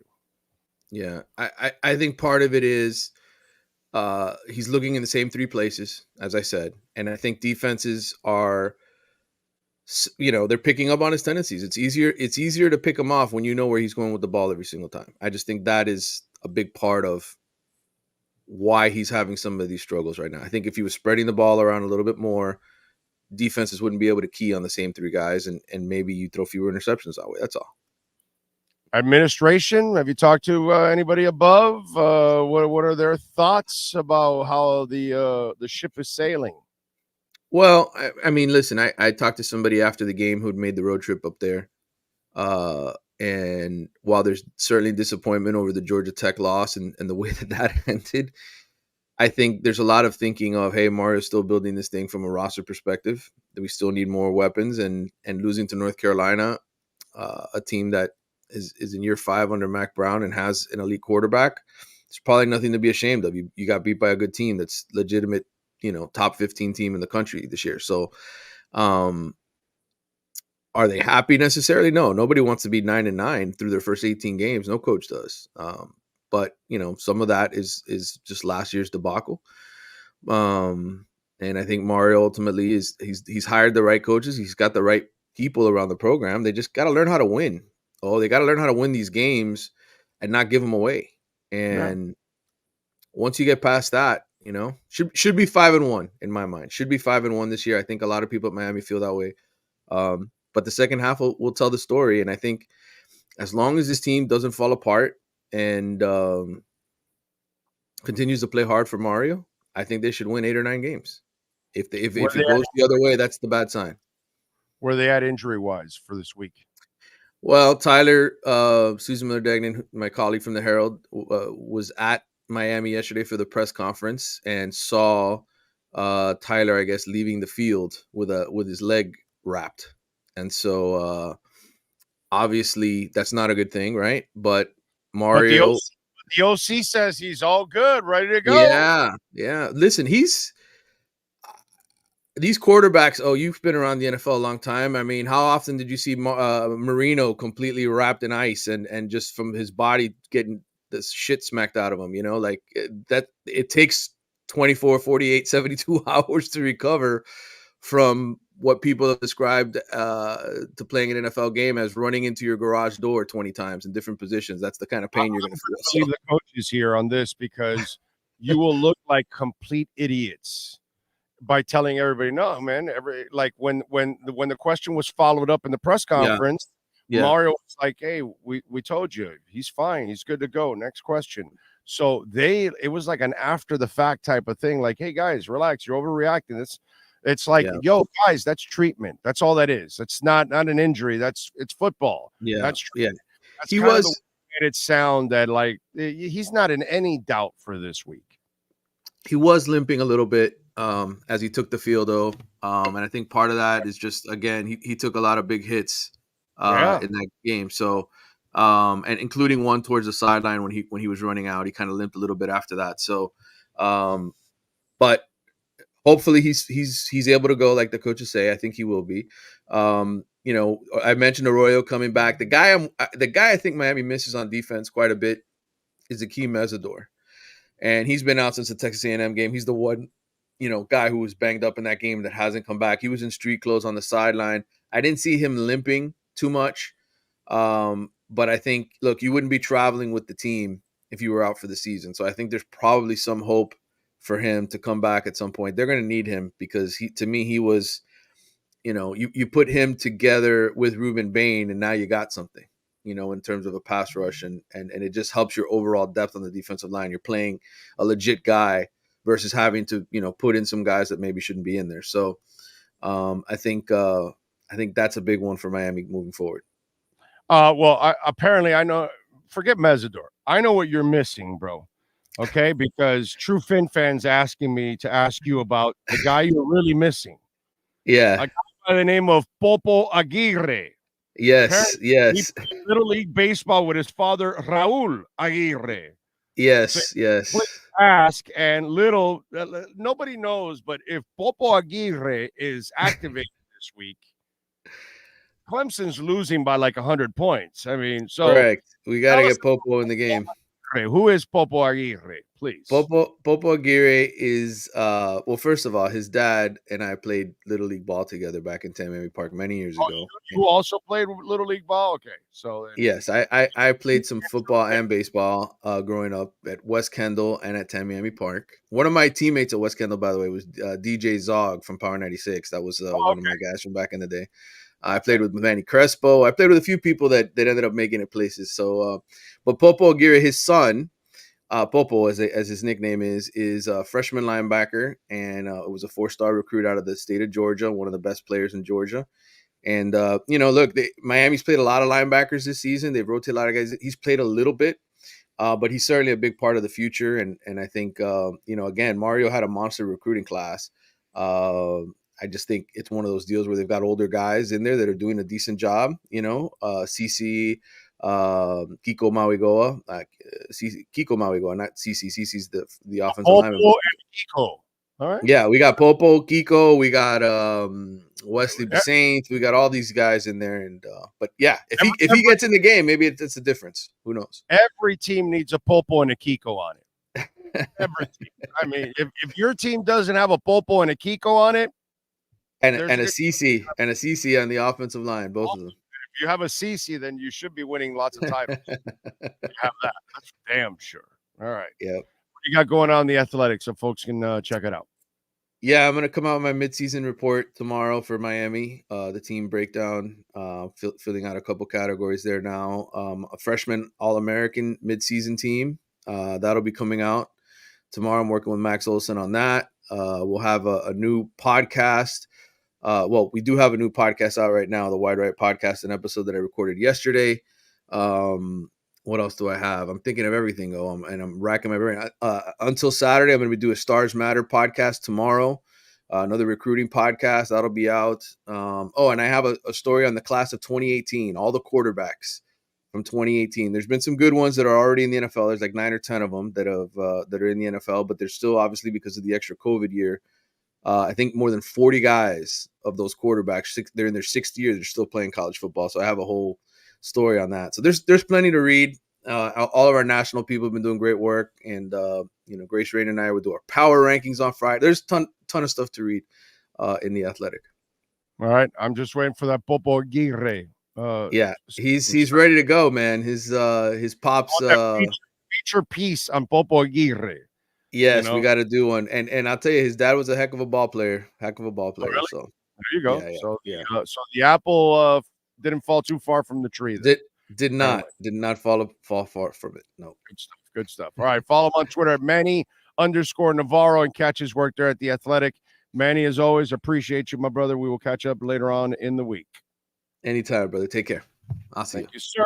There you go. The great Manny Navarro. Use our code BIG010 at Caneswear, whether you're online at caneswear.com. Remember, when you order over $99, you'll get free shipping, and use our code BIG010. You will get 10% off. So free shipping and 10% off BIG010. If you go personally to the store, use our code BIG010. They're at 2655 South University Drive in Davie, right next to Las Spadas. God, I love those subs. Caneswear.com.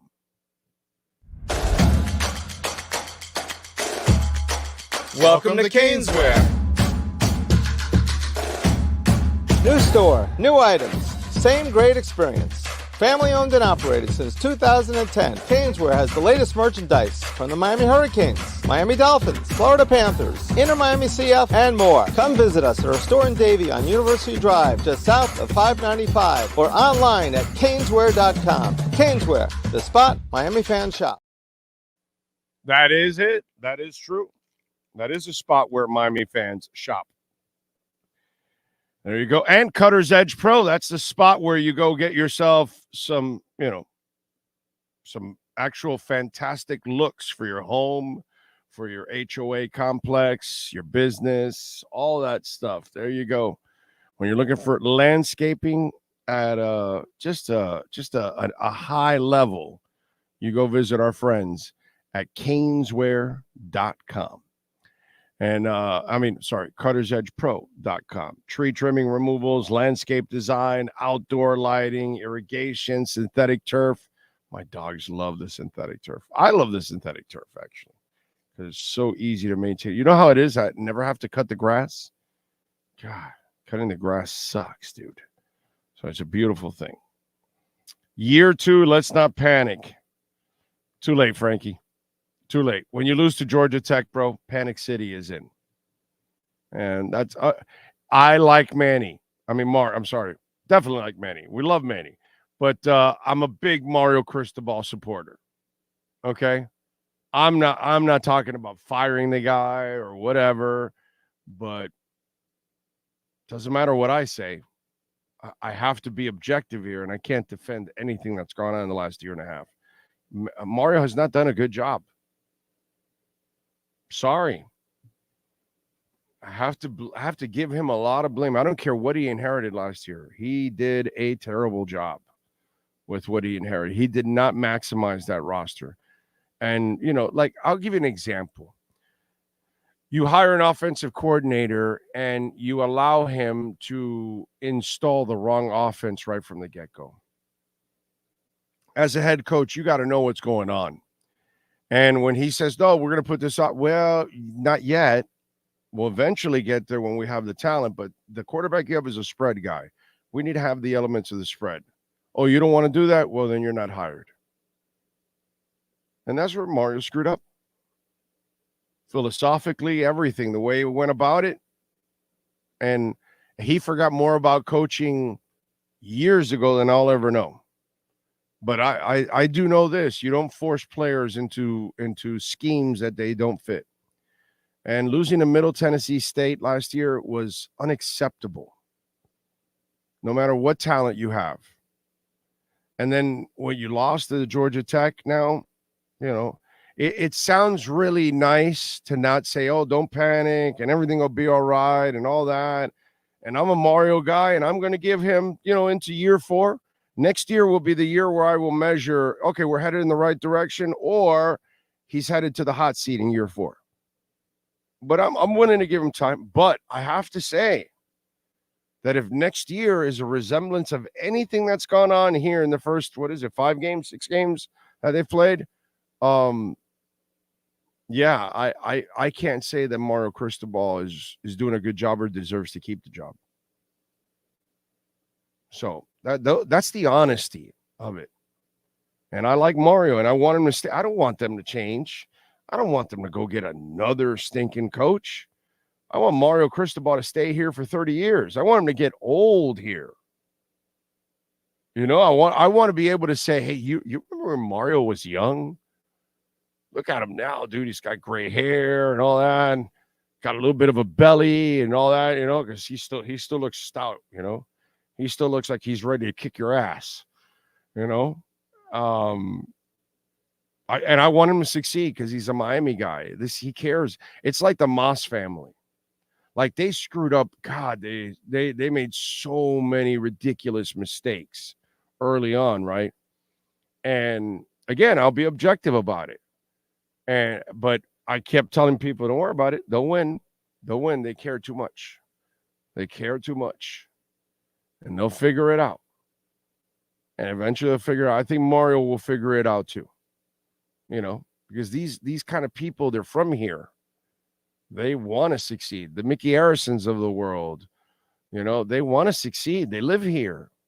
This is their town. They don't want to look like idiots in their own town.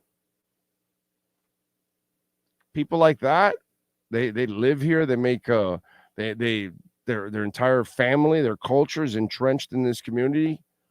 When they do things like this, they want to succeed. And Mario wants to succeed badly because he loves the university. He loves this town.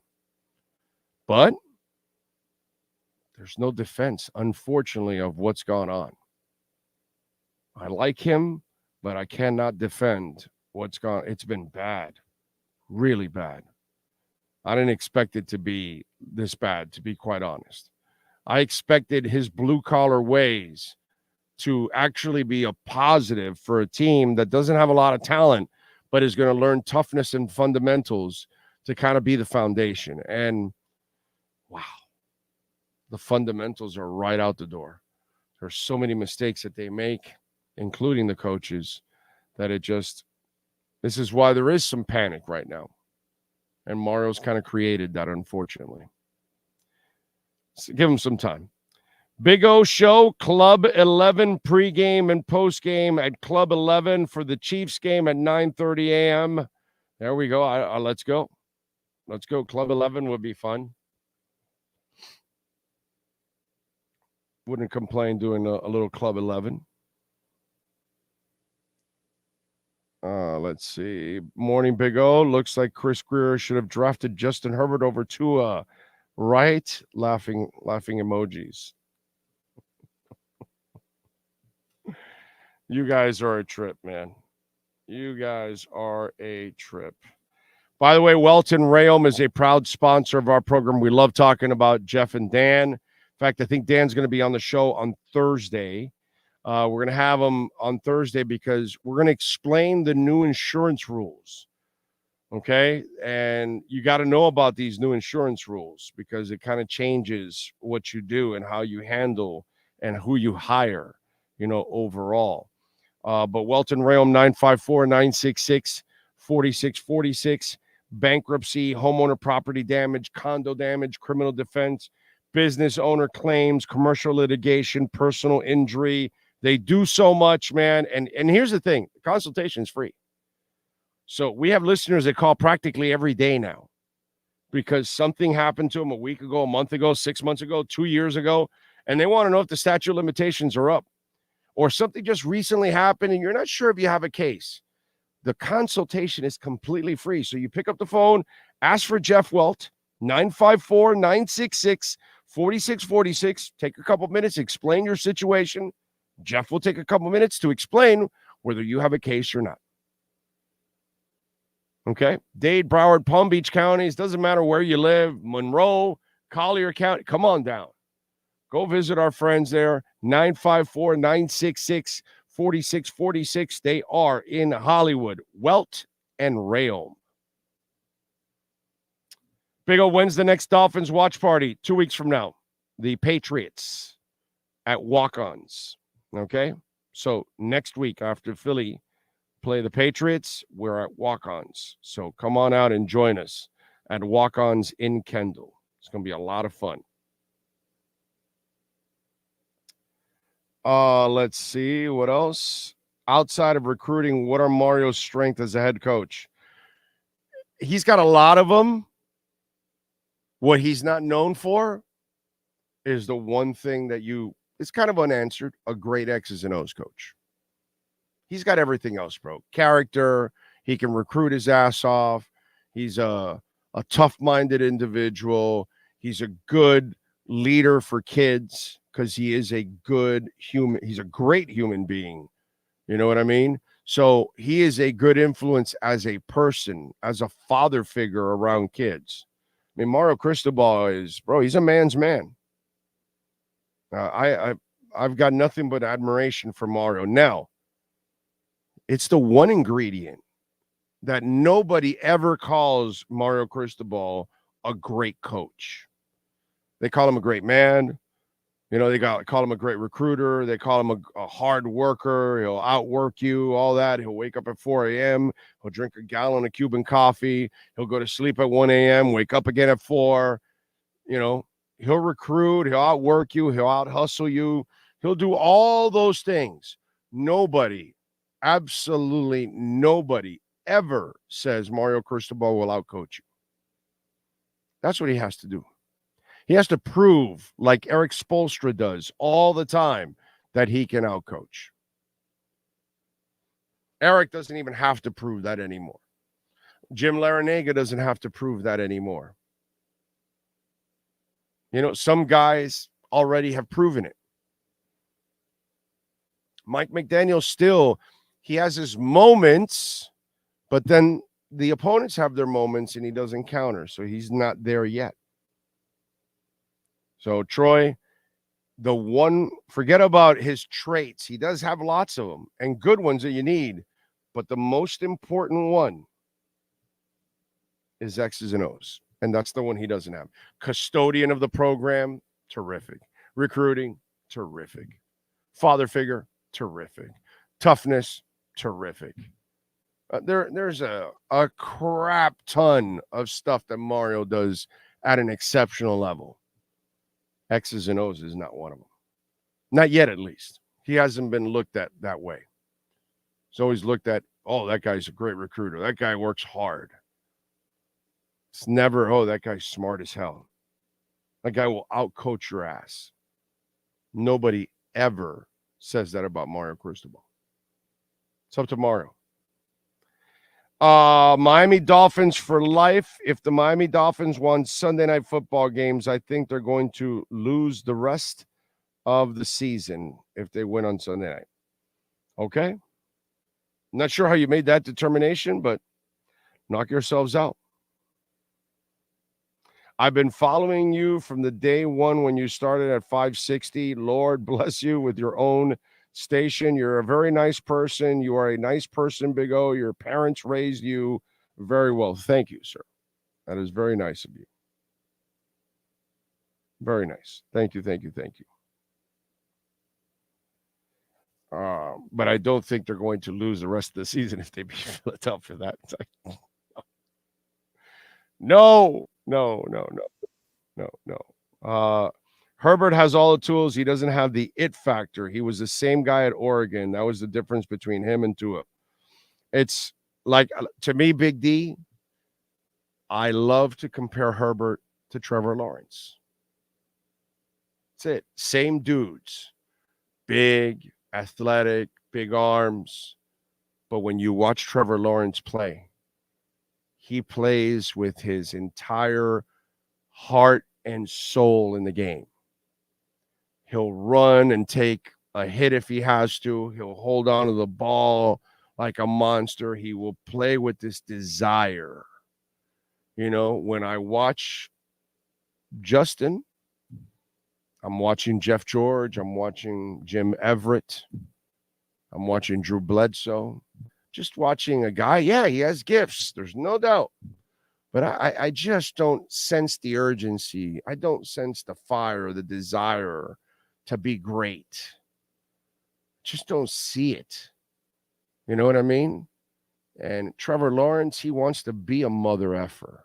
Mahomes wants to be a mother effer. Tua wants to be a mother effer. You know, that these guys play with an edge. I see Surfer Boy out there.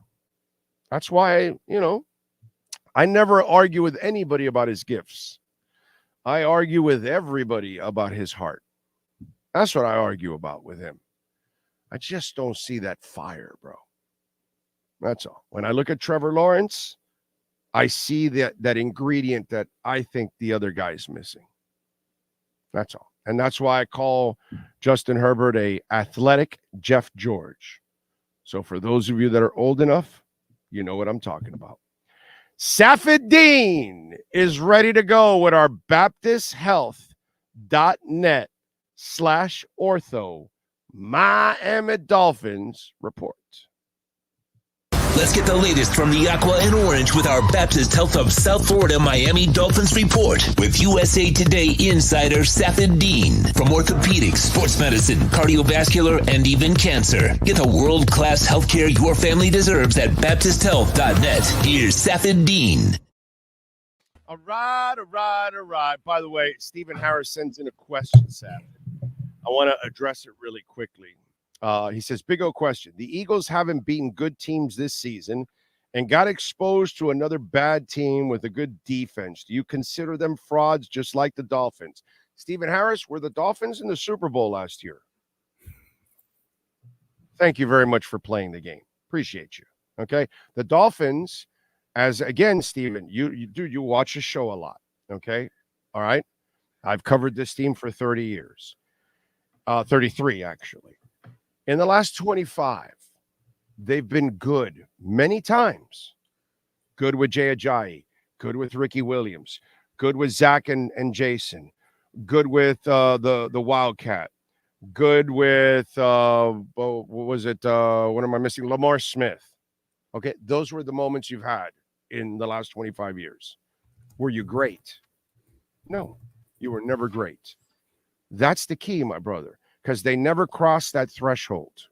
So Philadelphia, Kansas City, and Buffalo coming up, that's your threshold, buddy. Philadelphia's already crossed that threshold. They were in the Super Bowl last year. If the Dolphins were in the Super Bowl last year, I wouldn't be talking about that. But the Dolphins haven't been to the Super Bowl since I was a teenager. So that's why, my brother. Yes, they're frauds. Philadelphia is not. They're already proven. Miami wants to get where Philly is at, and they can do that. Safid, how are you doing, sir? I'm good, Big O. How's everything going, man? You agree with that, right? Yeah, I agree with that. I think the Eagles are definitely in another stratosphere, but I don't think the Dolphins are too far behind right now this season. Not at all. Not at all. I think the Eagles are missing some continuity because they lost both their coordinators last year, and that's really hard to replace. You know what I mean? That's hard when assistants are taking new jobs. Fangio, Fangio's going through it right now. Very much so, yes. The Dolphins defense leaves plenty to be desired. I'm very worried about them this week against the Eagles because the Eagles have a lot more continuity on the offensive side of the ball. And they run. Jalen Hurts is a running quarterback, and that's probably going to be the Dolphins' Achilles heel, is how they defend a running quarterback. As soon as Jalen Hurts has like any kind of option play, the Dolphins might be in trouble. You know, Bradley Chubb and Andrew Van Ginkel and Christian Wilkins, they have to decide if they're going to go for the running back or the quarterback. And in this game, I will go for the quarterback, honestly. I will try to get somebody else to go tackle Swift behind me, but I'm not letting Jalen Hurts run all over me in that game on Sunday night. But what they do on defense is what they decide. You know, Xavier Howard's groin injury is concerning for me because, you know, he's going to have to go defend Devontae Smith or A.J. Brown, probably the latter. You know, I want to see how Kader Kohu is going to do against Devontae Smith. I want to see if Javon Holland's going to come up and get an interception. I want to see how Jerome Baker and David Long are going to play. They had the Jets, Jalen Hurts got picked off 3 times last week against the Jets, a linebacker, a safety, and I believe a nickel, all got the interceptions in that game. So I'm looking at the Dolphins in the same positions and wondering if the Jets could do it, why can't they? So I'm interested to see how the Dolphins show up in this one. It's a huge barometer test, Big O, and the Dolphins just cannot get ran over. This one's going to be on the defense this week. I'm with you. I'm with you there. I'm watching this. Travis Wingfield just posted this. Dolphins O-line blocking efficiency. Austin Jackson 97.6, 12th in the league. Kendall Lamb 96.5, 33rd in the league. Isaiah Wynn 99.3. He is tied for second. Robert Hunt 99.3. He's tied for second. Connor Williams 99.2, third. That's a pretty good offensive line, bro. Yeah, man, that's great coaching. That's what great coaching does. That's exactly what great coaching does. That's what the Mike McDaniel, Kyle Shanahan scheme does, man. Huh? Front office and coaching, because you've got to find the players that fit the scheme that they can coach and they can grow with. So it's kind of a catch-22. You can't, like, where we just talked about poor Fangio.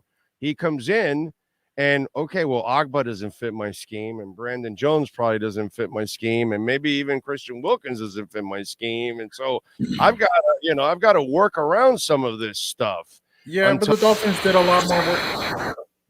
I'm sorry, was that your end or my end on the noise backup? I thought you were good. Probably on me, my bad. But that I think the Dolphins also did that too. Maybe like Kendall Lamb and Isaiah Wynn, maybe that's front office more than so the draft picks. But these guys were bad, before Mike McDaniel got here, and Mike McDaniel made the most out of it too. Because remember, I heard Mike McDaniel say, "We got some good pieces here. We got to see how it works." And we were all like, "Do we? The Dolphins have some good pieces here?"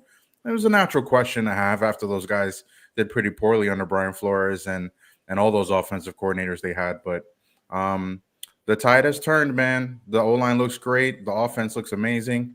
They're gonna have a really tough test because the Eagles got the best front seven in the NFL, in my opinion, and they might have the best D-line in the whole league, in my opinion, as well. So, like I told you, Hassan Reddick, Josh Sweat, Jordan Davis, Jalen Carter's making some big plays. Those guys are opportunistic, and this is going to be a game where Tua's going to get hit a couple times. Let's get that out the way right now. Tua's going to have to endure some pressure in this one, and it's just how well he faces it. I actually think one of the keys to this game, especially for the offense, because the offense has to carry this team. They got to run the ball, man. Mm-hmm. The offensive line is playing so well. If you want Tua to do some serious damage, you need to get these linebackers on their heels. If you allow them on their toes and you allow them to be rushing and attacking, then it just becomes a lot harder. They're going to fill passing lanes. They're going to try to make it harder for Tua to throw the ball and find open areas with those passing lanes. So I think running is going to be the entire key for the offense to have success. Yeah, I agree. Let me look up something real quick too, because I know Alec Ingold was back last week. He wasn't out. But still very much, they're going to have to run the ball. I can see this game being a game where you see Jalen Waddle maybe line up in the backfield. You see Tyreek line up in the backfield. Mike McDaniel is going to pull out all the stops that he has for those specific running plays. And especially, you don't have Chris Brooks, which is a downside. He's too weak. But like I told you, I saw him in the locker room kind of walking around after the game. So he's not all the way as bad as it looked, primarily when we first, saw the injury and he couldn't put any weight on his foot. But Raheem Mostert's going to have to run hard. He's going to have to hang on to the football. No more fumbles. This is not a week for a fumble from Raheem Mostert because that Eagles defense can recover. But Savon Ahmed's going to have to play a big role. We'll see how much Jeff Wilson can give you. If these guys can give you a little bit in the running game, 3 yards, 4 yards, you know what I'm saying? You take that. Because if you get 2nd and 6, that's enough for Tua to make it work, right? Yeah. Tua's going to have to connect with Tyreek Hill a lot. You're going to really hope that the Eagles don't play similarly to what the Bills played to stop Tyreek Hill. Every time the Dolphins score a touchdown with Tyreek Hill, they end up winning a game. I have to check the stats on that. It's not every time, but every time this season it's worked out in their favor. So if they're playing cover 2 on the back end, you're really going to have to run and really open up some windows for Tyreek. And maybe this could be a big Jalen Waddle game. Maybe this is a game where Tua just flushes it out to everybody. Smythe could get some catches. Ingold come get a catch or two. But Mostert and Hill are going to have to continue to carry the load with Tua so they can continue to play as well as they have been. Safid Dean joining us from USA Today, Dolphins and NFL beat writer. Make sure you follow him there at USA Today and follow him on Twitter at Safid_Dean. Safid, last night, Goldilocks didn't come through again. I mean, I tweeted out at the beginning of the game, this is the kind of game. Let me see. Do I still have the tweet here? Do I still have it? Yes, I do. Here's my tweet at 8:20, right before the game started. Here's what I tweeted out right there. 2 choking teams on Monday Night Football, Dallas versus the Chargers. It's all about who gives it away last. Mm-hmm.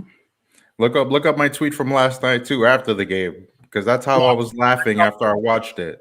Yeah, on the table and the 2 guys outside Chipotle laughing, man, that was ridiculous. Justin Herbert, fell short once again this season. The Chargers are not going to make the playoffs. That's my opinion. They're below 5. They're 2-3 right now, below 500. The Raiders have a better record than them, which is saying something, right? There's just a lot of miscommunication with Kellen Moore becoming that offensive coordinator there. They are ironing the kinks out even more than the Dolphins are with Vic Fangio as the defensive coordinator right now. To me, that game was lost. Like that one play where Herbert ran short of the first down, he had the right mentality on it, where he tried to get his body in front of the first down marker. But poor Justin Herbert is 6'4", and like 5'7" of him is his lower body. His right knee hits the deck. like 2 yards short, or a yard shorter of the first down. Now they're 4th and 1, and they go to the end to play. And to me, right, that was just the lid on the basket for the Chargers in that game. If they would have got that play, they messed up the whole rest of the game after that because the lid was closed, right? They messed up the whole game after that too. The overthrow on Keenan Allen in the fourth quarter, man, Justin Herbert's arm is so strong, so big. It's too strong for Keenan Allen to make a deep pass and get it, right?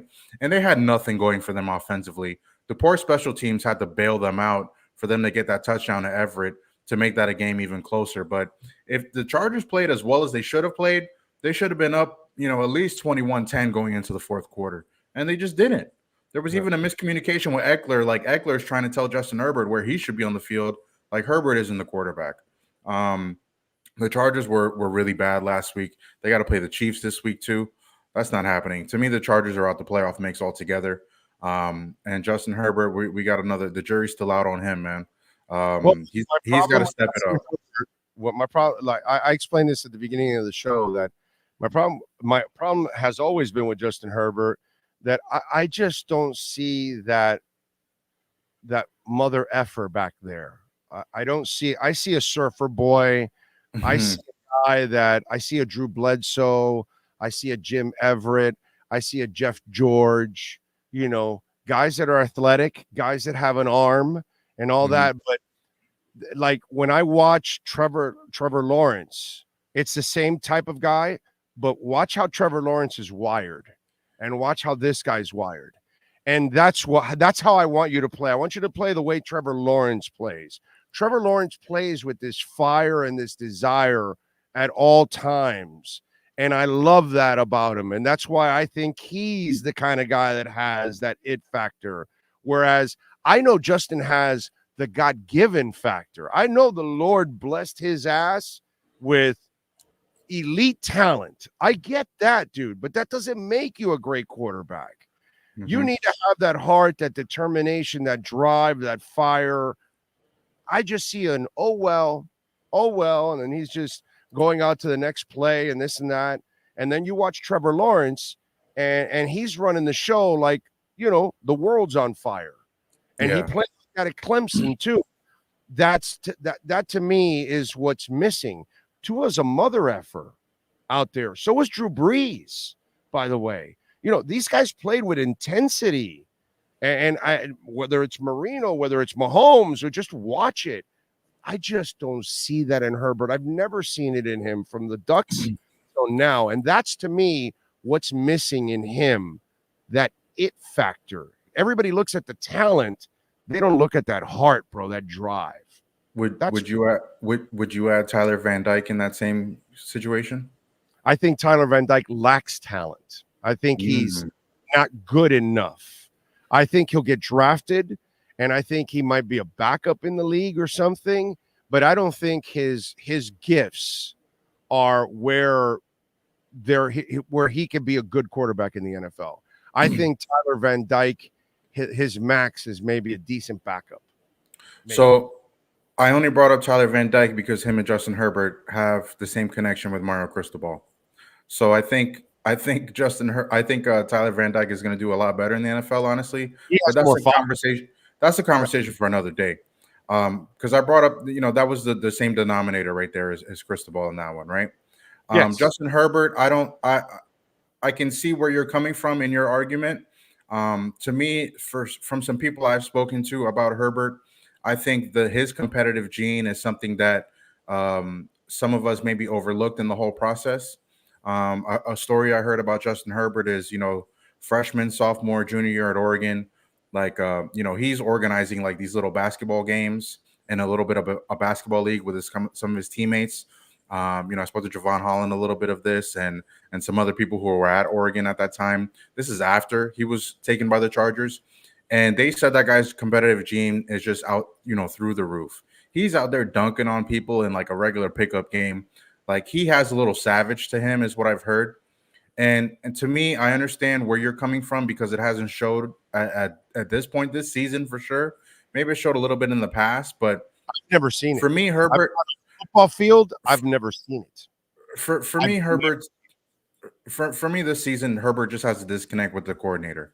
There's a little apprehension when he plays, and that's from all the guys. That's from Brandon Staley. That's from Kellen Moore. That's from Herbert. Like all those guys just have a little bit of apprehension about them that's just keeping them from going where they can go, in my opinion. But Herbert, that offense is just it's not clicking on all cylinders like it needs to be clicking right now. They got 10 games left to figure it out. I don't know if the playoffs are in the question for them, but to me, Herbert has played really poorly and made some really bad decisions in all their losses that they've had this year. And to me, he choked against the Dolphins. To me, he choked against the Cowboys last night, especially when you look at all those plays in the red zone. All those plays in the red zone that they had barely come up with a touchdown last night is really poorly on him, and it's really poorly on offenses. Yeah, then there were all these excuses of the line, this, that. Bro, there were times I get it. Justin Herbert has one of the best lines in the whole NFL. Yeah, but they still were making excuses that the line isn't giving enough time. And I'm like, in the red zone, he had enough time to make play. Look, man, I get Dallas's defense is pretty good. I get all of that. Mm-hmm. That doesn't matter, bro. He had time, and he has big receivers. He's a big dude. He can move around. There was a moment where they showed where Dak completed that ball to the touchdown where he manipulated the pocket and moved a little bit. Those are things that actually in those pressure moments you don't see Herbert do actually in manipulating and moving a little bit to buy yourself that half second, that quarter second, just enough so you could get rid of the ball. Marino couldn't move Safed. Okay, he never repaired his Achilles after he his Achilles. He never really repaired it. He wore some boot. He barely could move, but he got every pass off. You know why? Because he knew how to manipulate the pocket. He felt the pressure from whatever end, and he would slide opposite of it and buy himself time just to get rid of it. He didn't have to run around to make plays. It didn't matter. And so to me, that's where I gave, and I'm not a Dak guy, by the way. I don't believe in Dak at all, to be quite honest. Yeah. But these are moments that, like, okay, dude, no excuses. You were in the red zone several times, and you've got, giraffes for wide receivers. Come on, bro. Yeah, definitely. What we're talking about here is Justin Herbert doesn't have the touch that like Tua has, the touch and the accuracy, and he doesn't have the ability and the mindset to kind of manipulate people, right? We're just talking about what separates him from being a good and a great quarterback, because he has his attributes, and his physical attributes are all great, beyond great. Best in the league, but all those other things is what you need to be great. And also, you mentioned Dak and the Cowboys. Listen, the Cowboys won last night, sure, but like it was because of who they played. It wasn't because they played really well. Don't get me wrong, but it was because who they played. Micah Parsons was a wrecking crew in that fourth quarter, and Dak made the throw that he had to make to win that game. Tony Pollard had the plays that he made to win that game as well too. But it's more about the opponent than really what the Cowboys did, in my opinion. All right, quickly. Does what's it called, Claypool play this week? Has to. Does X play this week? Claypool, I can see him being out, man. I could really see him being out if he doesn't learn enough of the playbook to really get in and make an impact in this game. X has to play. X has played hurt on the groin before, as we've seen, and it hasn't really fared well for him and the Dolphins, but X has to play. That was the one player I didn't, and him and Mostert were the two players I really didn't want to see get hurt after the Panthers game. But, X is going to be monitoring the groin. I expect him to be limited, if at all, practicing, this week. And I think Kohu and Holland are going to have to really, really get much of the play really well on Sunday. They're going to have the defensive load in the secondary to help the Dolphins win. Quick prediction: Claypool will play. He won't need to know the playbook. What they'll do is just have get a package. Yeah, I can see that. Package or two for him and piecemeal. That's the kind of guy that you just give him the playbook piecemeal as the season goes on. He doesn't need to, because he's a specialized player compared to everybody else. So I think if you can get a jump ball or a run play for him, sign me up. Fade down the sidelines, something like he used to do with Devontae. Something like that. You can do something like that. Follow him on Twitter at Safed_Dean. and catch his work there at the USA Today. Safed, as always, thank you, my brother. Appreciate you. Appreciate you, Big O. Thank you, sir. Safed Dean. Baptist Health is the official sports medicine provider for the Alzigari family, the Miami Heat, the Miami Dolphins, the Florida Panthers, Inter Miami CF, FIU, FAU, Orange Bowl, Miami-Dade County Public Schools, Miami Open Tennis, Miami Marathon, and Half Marathon. The Baptist Health of South Florida Miami Dolphins report with insider Safed Dean is brought to you by Baptist Health of South Florida. From orthopedics, sports medicine, cardiovascular, and even cancer. Get the world-class healthcare your family deserves at baptisthealth.net.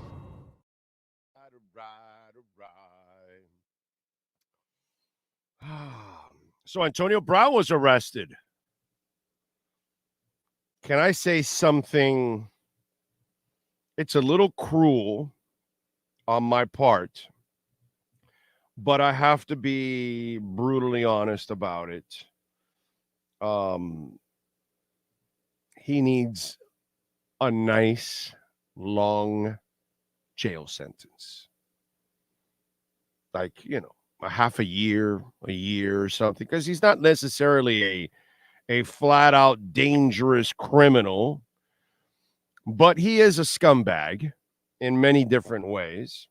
And so Antonio Brown was arrested Sunday for unpaid child support, which, of course, with all the kids he has, all the baby mamas, he's going to end up broke because all the legal issues he's created for himself. He probably wastes his money like it's going out of style.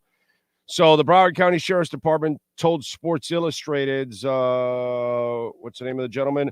Joseph Salvador, that he was taken into custody in his Dania Beach home. Wiltrice Jackson, the mother of Brown's daughter, told TMZ over the weekend she wanted Brown arrested for unpaid child support and claims he owes almost $31,000. She added that Brown goes months at a time without seeing his daughter, who was born in 2008. The Broward County Sheriff's Department confirmed that Brown later was released on a $15,000 bond.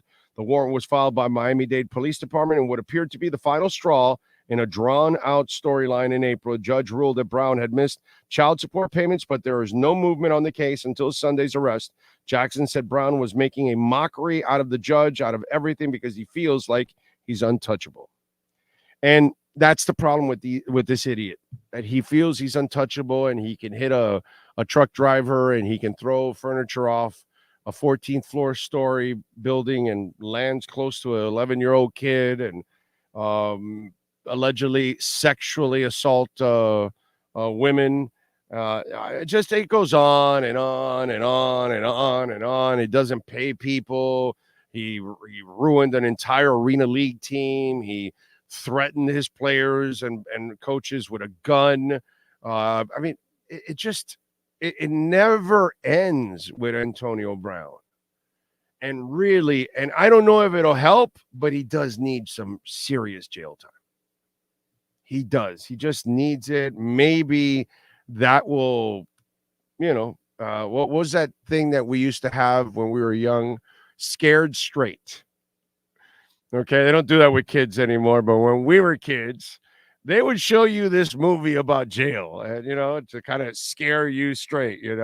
Nowadays our kids are so soft that you show them that video, they might act like Justin Herbert. So, but I'm serious. He's a bad person. Somebody, people have already been hurt by this guy, but I wouldn't be surprised if he ends up hurting somebody physically by something that he does. It's amazing.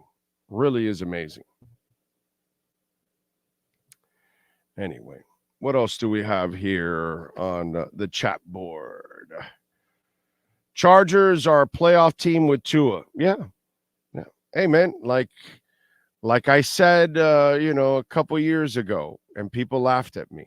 This was after his second year. I said, if you put Tua in Tennessee, they're in the playoffs. If you put, there were different teams that were like Minnesota, you're in the playoffs.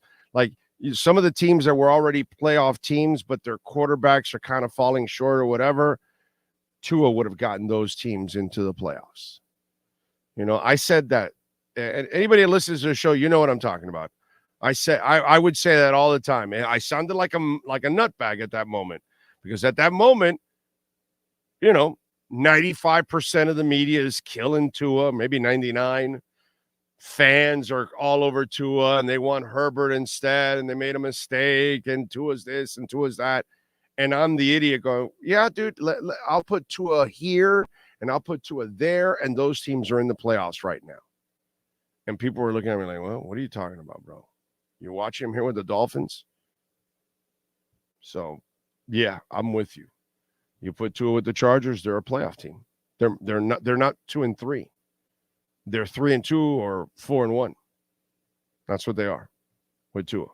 He's just a better passer. That's all.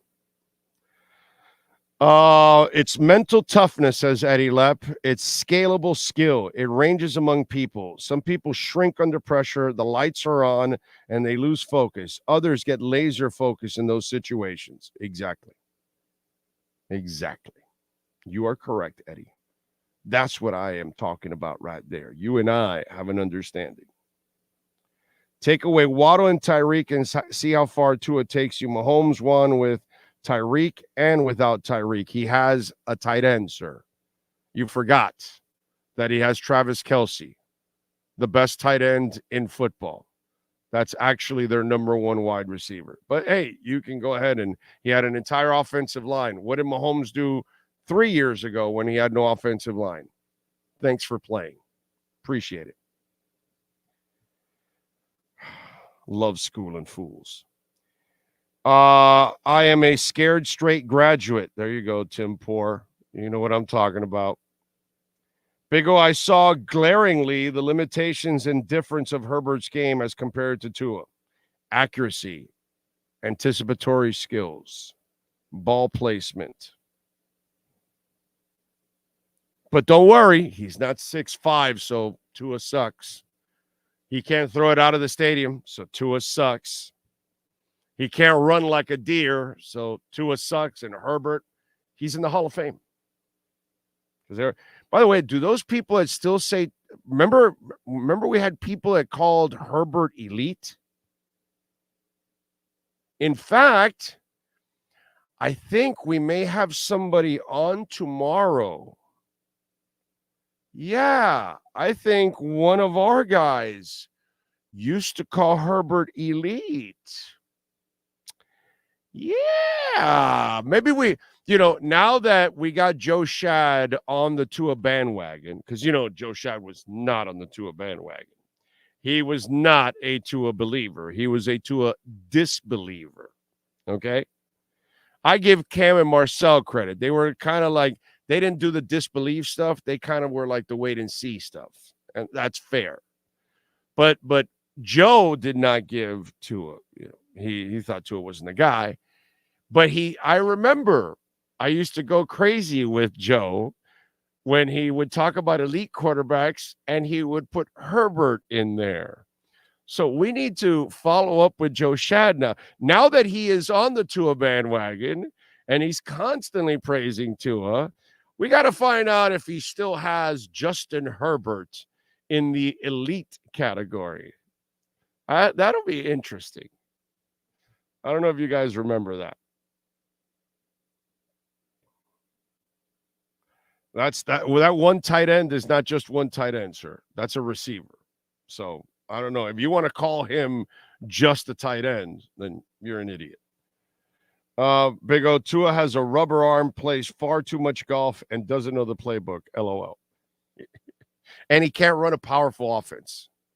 He will never be able to run a high-scoring offense. I remember I heard Chris Sims say that stupid-ass line. Chris Sims, Tua can't run a high-powered offense. Not with that arm. Okay, dude. No, you can't run any kind of offense. Tua can. The thing about throwing the ball out of the stadium is that football's played in the stadium. I like guys that throw the ball in the stadium where it's supposed to be on time.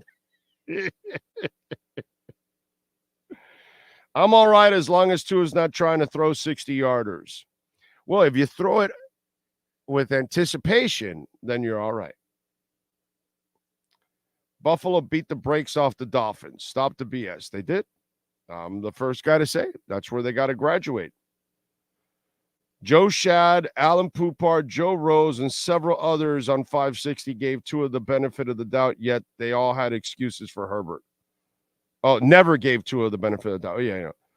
Not only that, but at least both Joe Rose and Joe Shad admit that they were wrong. So it's cool. I don't have a problem with that. I have a problem with the people that still try to make excuses and try to justify, try to find something to cover up that they were wrong. Those are the people that I go after. At least when you're wrong, just admit it, dude. You're wrong. That's all. Admit it. Yep. People were bragging that Herbert was like the second coming. So what can I tell you? All right, let's go through a little music and entertainment. First of all, let's go with some birthdays today in the entertainment world. Celebrating birthdays on October 17th. Let's see. We start off with Eminem. He is 51 years old today. Boy, I am getting old. I knew that, but damn. Alan Jackson, country singer, is 65. Kimi Raikkonen, race car driver, is 44.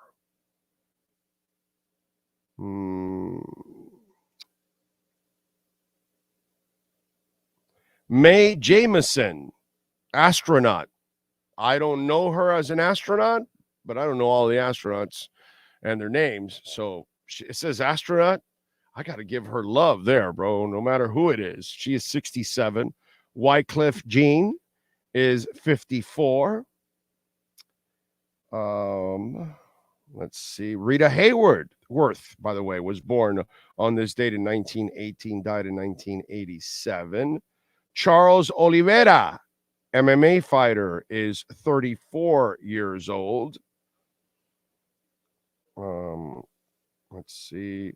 Chris Kirkpatrick, in Stink. He is 52 years old. Ziggy Marley is 55. I saw on Twitter there's this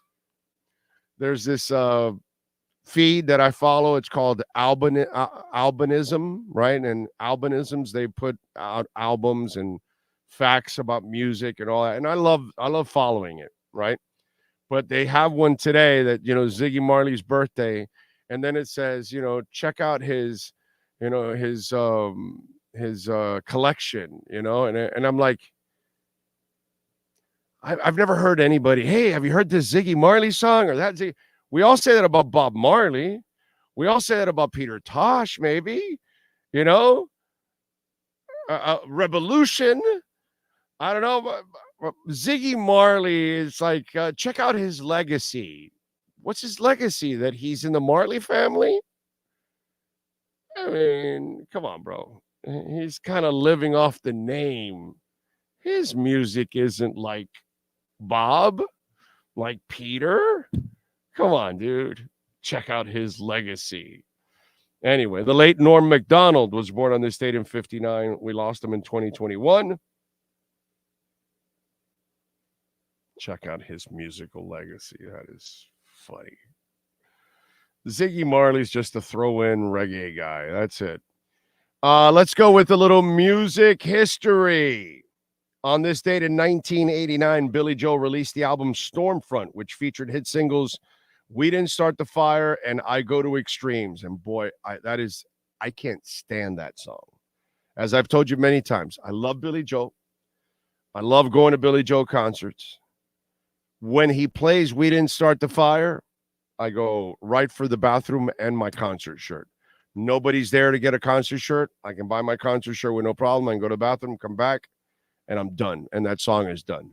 God, I hate that song. In 99, Bruce Springsteen and the E Street Band played the first rock concert at the brand new Staples Center in Los Angeles. In 64 on this date, Manfred Mann had the number one song in the country with Doo-Wah Diddy Diddy. It spent 2 weeks on the charts, at the top of the charts. In 99, Santana had their first number one in 28 years with their record Supernatural, which topped the charts. And it's a great DVD, whatever, concert performance. It's also a great video, too. In 95, in an interview with England's The Observer magazine, Oasis's Noel Gallagher said he wishes Damon Albarn and Alex Cock of Blur would die of AIDS. Noel later retracted the comment. What an idiot. The Gallaghers they're just morons, bro. In 98, the Bare Naked Ladies had the number one song in the country with 1 Week, which spent 1 week on the top of the charts. They are a fun band live. I saw the Bare Naked Ladies. I've seen them a couple times. I've seen them at the Pompano Beach Amphitheater. I saw them at one of the festivals a couple years back. But I went with my buddy, Grieper. We were in New York for a bunch of concerts. I think it was the time when we went to go see U2 at Madison Square Garden 3 nights and the Prudential Center 1 night. And that same week, we went over to Coney Island, and the Bare Naked Ladies were headlining, and it was Better Than Ezra and KT Tunzel opening up. And it was an excellent show. One, I had never seen Tunzel. She is such an impressive young lady, super talented musician, and actually a good performer. And then I knew Better Than Ezra, and I knew their music, but I had never seen them live. They blew me away. They are so good live. And then Bare Naked Ladies, and they were fantastic, man. I saw them once over at the Sunset Cove, also, the Bare Naked Ladies, with Colin Hay from Men at Work. And Colin Hay did his set, right? Then it was Violent Femmes, then the Bare Naked Ladies. And when Colin Hay did his set, it was kind of like an acoustic show. So he didn't do Who Can It Be Now? And we were like, damn, dude. But, and then, me and my buddy are like, well, he can't do Who Can It Be Now because there's no sax. And that kind of adds that song, this, that. So he actually came back, and in the middle of the Bare Naked Ladies set, he joined the Bare Naked Ladies to do Who Can It Be Now? And they have a full band, and then they had the sax and everything. So it sounded freaking great. That was actually really, really cool. So a little music note there. In 2008, Guns N' Roses announced that their long-awaited album, Chinese Democracy, finally will be coming out. Well, that's Axl Rose's Guns N' Roses, not the real Guns N' Roses with Chinese Democracy. Oh, man. All right. Hey, don't forget, if your business wants to be a part of our platform, you could call our business line at 786-754-4664. That's 786-754-4664. If you want to join our platform and support us and help us grow as we cover all of South Florida sports. Colin Hay playing Overkill acoustic is the best. Yeah, that's my favorite song. I love Overkill, dude. That is such a great song. That is really an underrated song. Someone needs to do a compilation of Shad, Poupart, Omar, and anyone else sound bites of their disbelief in Tua. I told you guys, they're all there. You can go back to our videos for 2 years. You could just put Big O Show, Omar Kelly, Big O Show, Poupart. You guys can, you guys could have fun with that. So a whole bunch of them there. There's a lot of, you go back 2 years, and there's a lot of that there, dude. A lot of that. Boy. Some crazy shit that was said there, too, by some of those guys. Yeah. So that would be fun. Orlando has ripped the Marlins yet. I mean, it's sad, man. You thought she was a fraud then? you wanted to bring somebody above her. So are you sexist? Because it was Jeter's hire, not his, Sherman. And how do I trust Sherman that he knows anything about baseball? So you just wanted to pick up her option. You didn't want to give her an extension. You've made the playoffs twice, even though the first one I don't count because it's a 60-win season. But what the hell? So under her leadership, you've been to the postseason twice. You made it this year. So you were only willing to pick up her option and then also neuter her. I don't blame her for leaving. You know, now listen, I don't know what decisions were made by who or what, and I don't know if he's just cleaning out everything from Jeter, like he's been doing slowly but surely as things expire.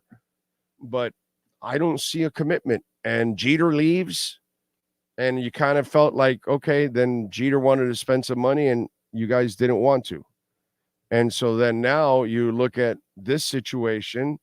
And now you're losing that. Now you got to go find a team president and a general manager. And what kind of team president and general manager you're going to get when you don't spend money? They're a disaster, dude. They're so dysfunctional. It just is an odd play. And they got so fortunate that they made the playoffs. They were so good in one-run games this year. I'm sorry, dude. You're not going to have Sandy next year for most of the season. The Marlins are they're a joke. They're an absolute joke. That's what they are. Mike McKeon and George Wendt, Norm from Cheers, also have birthdays today. Oh, really? Okay. I didn't see it there. Oh, what positions do you feel we still need for a potential trades coming up at the deadline? I mean, you would not that you need a lineman, but if you can add a D or O lineman, add it. If you can add an extra linebacker, add it. You know? But I don't think that they're going to be desperate to make those kind of moves because those kind of moves you usually overpay. Because you're right at the deadline. They know you're kind of desperate and all that. So that's why I don't think it'll end up happening unless there's low-hanging fruit available. You know, something like that, then yes. But if you're going to have to give up something significant, I doubt it. Big O, any word on how serious Brooks' injury is? We don't know, but it doesn't seem to be too serious because he's week to week. So that's the good thing. That's actually turned out to be a positive overall. When sports and business collide, we like doing something called the KSDT CPA Sports Business Report.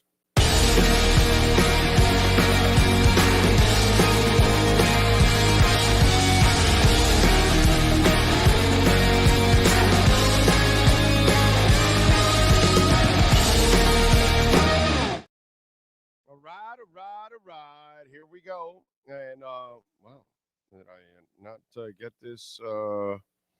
I guess I lost it now. Wait a minute here. So Jamar Chase has got a new sponsor, and it's 7-Eleven. So apparently, you know, he had the whole thing last week about he's always open and all that kind of stuff. So Jamar Chase now and 7-Eleven have teamed up, and now he has a new sponsor. After last week's record-breaking performance against Arizona, Jamar Chase on social media continued his Always Open campaign with a viral tweet. Local restaurateur Jeff Rugby piggybacked off of Chase's tweet, which featured the photo entrance of a 7-Eleven saying, "We're open too." In his offer, by the way, is a steak dinner. Now 7-Eleven themselves, they're getting in on the action. Dubbed the Always Open Jamar Chase Collection, 7-Eleven's official stores now has apparel based on Chase's iconic comments. Items in the collection include a snapback hat with orange always open lettering and a black bill, a cream shirt that features Chase's tweet, a shirt with a simple drawing of outside the store with always open underneath, and a shirt that comes in multiple colors that reads, "Oh, thank heaven, it's game day." So all of a sudden now Jamar Chase ends up making money out of this. That is pretty cool, dude. Good for Jamar Chase, man. Good for Jamar Chase. He turns a viral moment into a money-making support in sponsorship. That's my kind of guy right there. That, my friends, and use that QR code there if you want to do your personal taxes or your business taxes with the great people at KSDT CPAs, like I do, like Cam Wolf does. KSDT CPAs 305-670-3370. That is your KSDT Sports Business Report. This has been the KSDT Sports Business Report. KSDT CPA is one of South Florida's largest and one of the country's fastest growing accounting firms. KSDT is recognized by Forbes as one of the top tax and accounting firms for 2022. KSDT CPA is a full service firm that also excels in crypto. Visit online at ksdtcpa.com or call 305-670-3370. This week we went 2-1 against the number. By the way, there's breaking news. Woj has dropped a bomb. Rockets are trading guard Kevin Porter Jr. and 2 future second-round picks to the Oklahoma City Thunder, who are waiving Porter Jr. immediately. Thunder are sending the Rockets Victor Oladipo and Jermaine Robinson-Earl in the transaction. So Victor Oladipo going to the Houston Rockets, and he'll probably get waived too. Anyway, and I'm sure Heat fans want Porter Jr. So last week we went 2-1 with our picks. Okay. Let me give you what we won the Cincinnati game. We told you to -3. They won by 4. We told you to take Houston plus 1.5. They won the game 20-13. And we took the over of the Bills Giants over 44. That didn't even come close. Boy, that was a sleeper. But anyway, so 2-1 last week against the number. This week, I only like 2 games so far. Okay. I'm liking Detroit at Baltimore. Baltimore is favored by 3. I don't think their offense is that good. I think Detroit's pretty damn good overall. Jared Goff is playing out of his freaking mind. I'm taking Detroit plus the 3. I think I don't know why, but I think that's a gimme. It's gambling, which I've thought of that many, many times and have lost many, many times. But I love that game. I already bet it and everything. I took Detroit in the 3. I'm afraid that number is going to go down. So I took the 3 and I took Detroit. The other one I'm leaning to, okay, it's Kansas City -5.5 against the Chargers. So I'm leaning to that one, but I haven't picked it yet. The 2 that I do like, believe it or not, I'm going Dolphins +2. I believe in the Dolphins, man. That's why I was pissed, and they did a fraudulent bullshit 2 weeks ago and didn't show up because they're better than that. They're not 28 points worse than the Bills. Hell no, dude. And you just saw what happened the last 2 weeks. Dolphins got to wake up and play better against the Bills and beat them. It's time to start beating the Bills, and they can beat the Philadelphia Eagles. I'm taking the 2 points. I think Miami's going to win. I'll be incredibly pissed if they lose. And if they get routed, oh, man, then, yeah, I'm going to be really concerned about the team if they get routed. You cannot go into that game and get routed. You need to win that game. And worst case scenario, you better lose the closest game you have lost in a long time. That's what you need to do. But right now, I love the Detroit game, and I'm taking the Dolphins +2 here. So I'm taking 2 dogs on the road. Taking Detroit on the road. I'm taking the Dolphins on the road. Then my third game that I haven't decided yet is the Kansas City Chargers game. The rest of the lines I just don't like right now. I'm not a fan of the current lines right now. All right. Didn't they call Chris Hogan 7-Eleven? Yes, they did. Yes, they did. But he didn't have a sponsorship. We just called him Chris Hogan. And because it was Chris Hogan, 7-Eleven wasn't interested. But Jamar Chase, they're interested in Jamar Chase. That's a good one to kind of hang your hat on, you know? More likely, I could see a swap type trades. Greer, like my garbage for your garbage swap. Yeah, you can see something like that.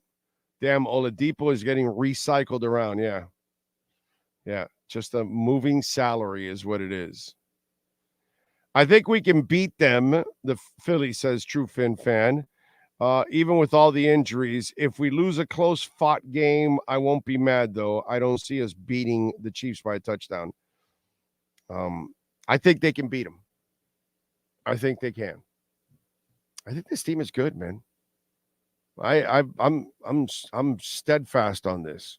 I thought they were good last year, and that's why I got a pad in Arizona, and that's why I got a pad this year in Vegas. Do I ever do that? No, never do that. I never do that because I never think they're going there. Now, I like what this team. I like where they're headed, and they just get better and better. So that's just me. So that's why, I know some of you Dolphins, I've been doing this for 30 years, bro. I piss off Dolphin fans all the time. Those hardcore fans that can't handle objectivity and they can't handle something negative about their team, they freak out with me constantly.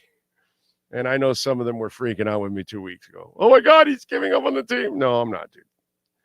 But I'm going to rip into him for choking ass away 2 weeks ago and being a stinking bunch of frauds because that's not the team I think they are. Okay. They're way better than that. And they can win this week. I will not be surprised if they beat the Eagles. Maybe some out there will be. I will not. I will say, guess what? You played to your abilities. And that's why you won. That's the way I'll look at it. So we shall see. Buffalo loss will prove to be a learning experience. Let's hope so. Anyone know if you can do what? Polls here would be a cool feature. Oh, I don't know. I don't think so. I don't know if Sean can do it. Sean, you can do it on our message board, right? But not there, right? Yeah, but I don't know if we can post there. I have to double check on there. I just wanted to say something about that trade now. Yes. KC has 15 first round and 22 second round picks over the next 7 years. That's what teams think of the NBA draft. Players they can't pay. That's why they'll use them for trades, because you can't draft that many players. You will not be able to pay for all of them. So that puts you in a real difficult situation. But you acquired all those picks because you're going to use them as trades. That's all. You can't draft them all. It's impossible. It just mathematically, it will not work out for you. So, yeah, that's interesting. But, hey, that's why you acquire. Hey, we lose them like they're going out of style here in Miami. They collect them like they're hodlers, like they're collecting crypto. That's basically what's going on. All right, let's wrap it up here. Oh, by the way, one more thing, okay? And I'm going to go a little bit off the beaten path. That's why I'm going to leave it for last. And I just want to say I am steadfast strong with the great people from Israel. And, I was going back and forth with a friend of mine, and I want to explain some stuff to some folks out there because this is a terrible situation. We know that there are innocent Palestinians, but unfortunately, they don't know which are the innocent ones. And these are the examples I would give people to kind of explain something. I know that there's been a long, terrible history between them, but Israel can't sit there and allow terrorists next door to just attack you anytime and take your women and children and elderly and rape them and kill them, behead them, and that cannot be tolerated. So they got to attack, and they don't know which is which. And the poor people there cannot take out Hamas. The Palestinians are too weak, right? Example, This is what I was telling my friend yesterday. Okay. Example. Haiti's being run by gangs. So let's say the gangs in Haiti start shooting rockets and start going into the Dominican Republic, and they start to take hostage. So what's the Dominican Republic supposed to do? There's innocent people in Haiti, but there's also gangs in the middle of it. What are you going to do? You got to attack Haiti and take out those gangs. What if you're in El Paso and these little rural Mexican towns that are run by cartels, not by cops? And the cartels just all of a sudden start taking cheap shots at people in El Paso and kidnapping them and raping them. And what are we supposed to do? Not attack? You think we're not going to go into Mexico and wipe out those gangs? Hell yeah. Are innocent people going to fall along the way? Yeah, unfortunately. Because it's a situation that you cannot avoid. But it's a situation you must eliminate. Unfortunately. You know, and it's nobody's going to win here.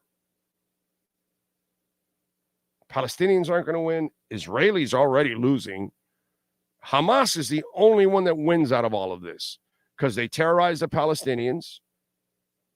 They don't live great because of them, and then they're constantly terrorizing Israel. This is a terrible situation. I am praying for everybody. And I know that they're innocent Palestinians, but I couldn't be stronger with the Jewish community. They have to do what they have to do. You cannot allow anyone to just, we talk about our border. Well, that's their border, dude. And people just crossed it and just killed your people. No, dude, that doesn't fly. And that's just the way it is, unfortunately. It's a terrible situation. And I know it's personal, and I know it's been going on for 75 years, and there's this entrenched hate there and all that, but there's no way you can ask the Israeli people to just say, oh, no, you got to be more patient. No, you cannot be patient in this situation. And once and for all, you must eliminate the threat. You have to. You have no choice.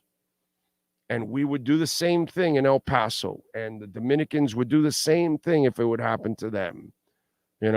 Unfortunately, we have parts in our world where North Koreans are living in a jail, basically, because that country is a jail, and so is Russia, and so is Cuba, and so is, the Gaza Strip. And so plenty of places are like that around the world, that there are people that are not in control, and the governments are abusing the individuals. What are you going to do? I feel terrible about that situation for everybody, but I stand strong with Israel. Okay? They have to do what they have to do, unfortunately. And it's terrible overall, but they have to protect their people. And you cannot allow people just to go over your border and kill you and rape and pillage. And no, that just does not happen. So I use those other examples to kind of maybe explain what's going on, because it's not an easy situation. I feel terrible for the innocent Palestinians, but unfortunately, the innocent Palestinians have no control over Hamas, just like Cubans have no control over dictators, and neither do North Koreans. And they've got to put up with it. Or if you're in Venezuela, you got to put up with it. You got to deal with these animals. Look at what happened in El Salvador. It was controlled by gangs until this guy took over and wiped out the gangs. So unless you have somebody like that can do that, you're not safe in Haiti. You're not safe in the Gaza Strip.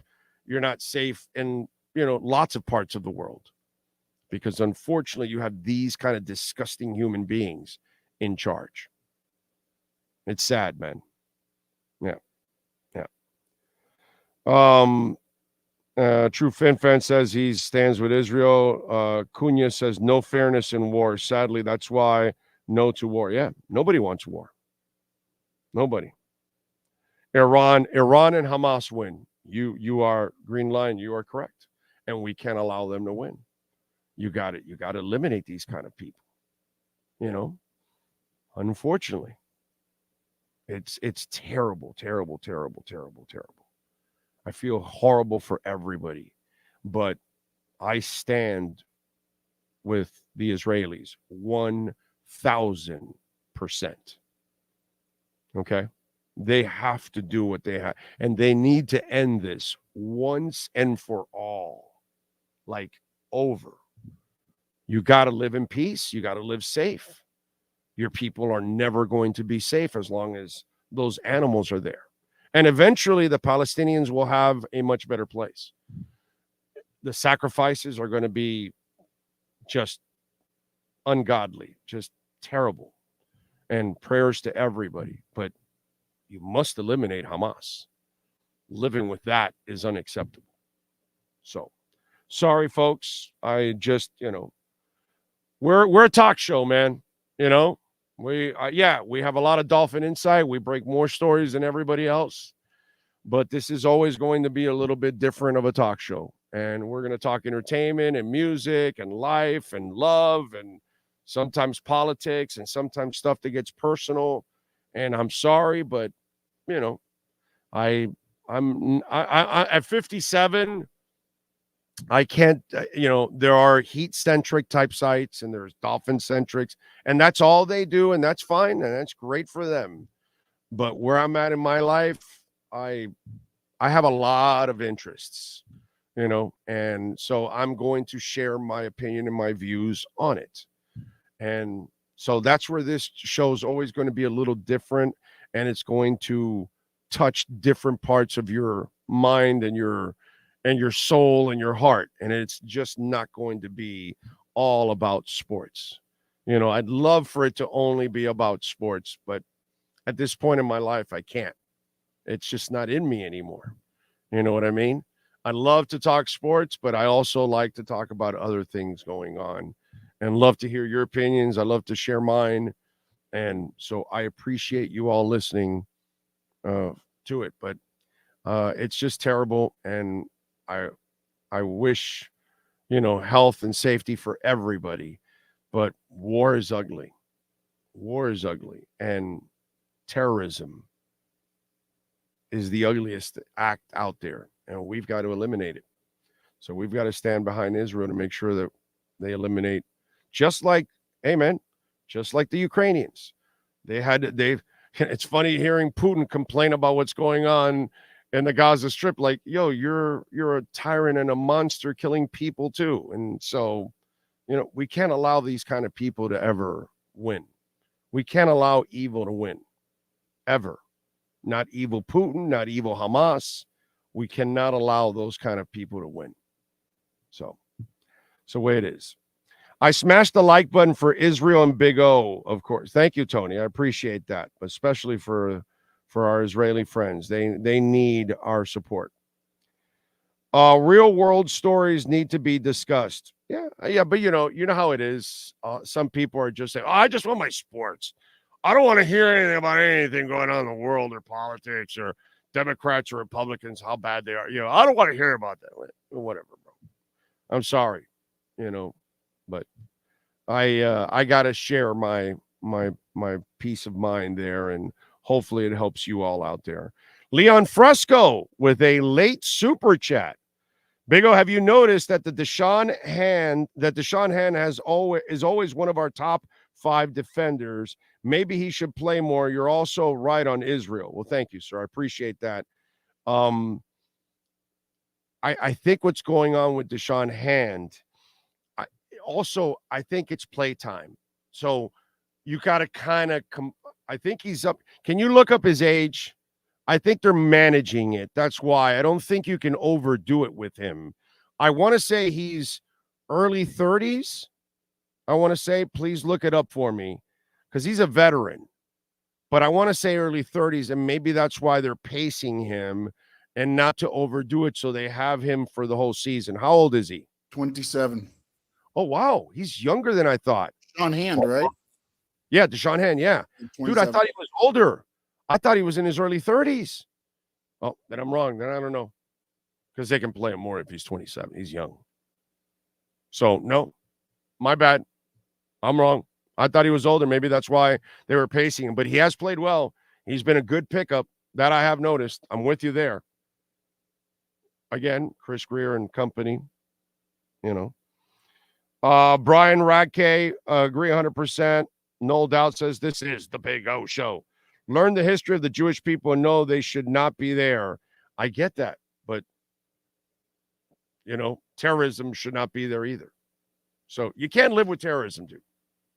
Can't live with it. It's impossible. You cannot just avoid it and say, oh, well, you know, let the Palestinians work it out. They're not going to get rid of Hamas, ever. All Hamas has done is gotten stronger and stronger there. Got to draw a line in the sand, dude. At one point or another, you cannot allow your people at risk now. You know, this living of rockets all the time and everything. No, dude, you can't. You can't. So I know the history and I get it, but I also understand that terrorism, it's not about the Palestinians. It's not about the Jewish people. It's about Hamas. You got to get rid of Hamas. Who's going to get rid of Hamas? Because Hamas is the one that you can't deal with. I think we can all agree on that, right? Right? So if the Mexican people can't get rid of the cartels, the Haitian people can't get rid of the gangs that run Haiti, the Palestinians can't get rid of Hamas. This is the kind of stuff that goes on all over the world. And so I can't expect the Israelis to deal with this and say, oh, well, this is what we have to live with. No, dude, are you crazy? No. With the situation with Claypool, he can help us with Philly with his strength. Good point about Israel in from Mexico and agree with you on the cartels. I mean, it's the reality, bro. It's the reality. So if the Haitian gangs start bombing into the Dominican Republic, are they supposed to say, well, you know, there's a lot of innocent Haitian people. We got to kind of put up with it or what? No, dude. Dominicans will get pissed, go in there and try to take out the gangs. And unfortunately, there'll be innocent people that will die. But if you're the Dominican Republic, you're not going to allow the gangs on the other side of the island to all of a sudden start kidnapping your people and raping your people and sending bombs. No. That's the thing. I'm a little disappointed AVG didn't get more reps on Sunday. That's because they played him inside. And that's because Phillips played. And I'm with you. I would have played him more on the outside, less of Jalen Phillips or Bradley Chubb. Notice how Bradley Chubb had a pretty good day. He's noticing that either he's going to lose playing time or get his ass in gear because there isn't enough for all three to get the equal amount of playing time. Somebody's going to get less.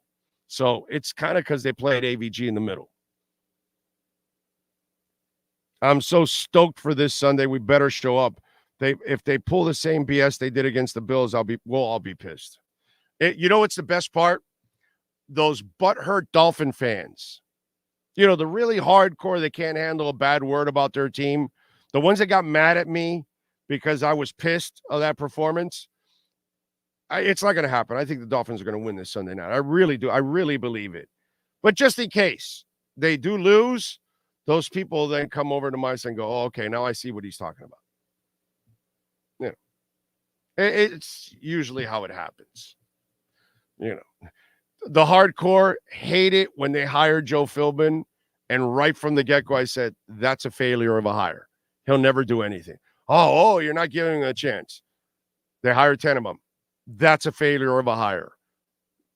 You know, and eventually they then, okay, oh, you're right.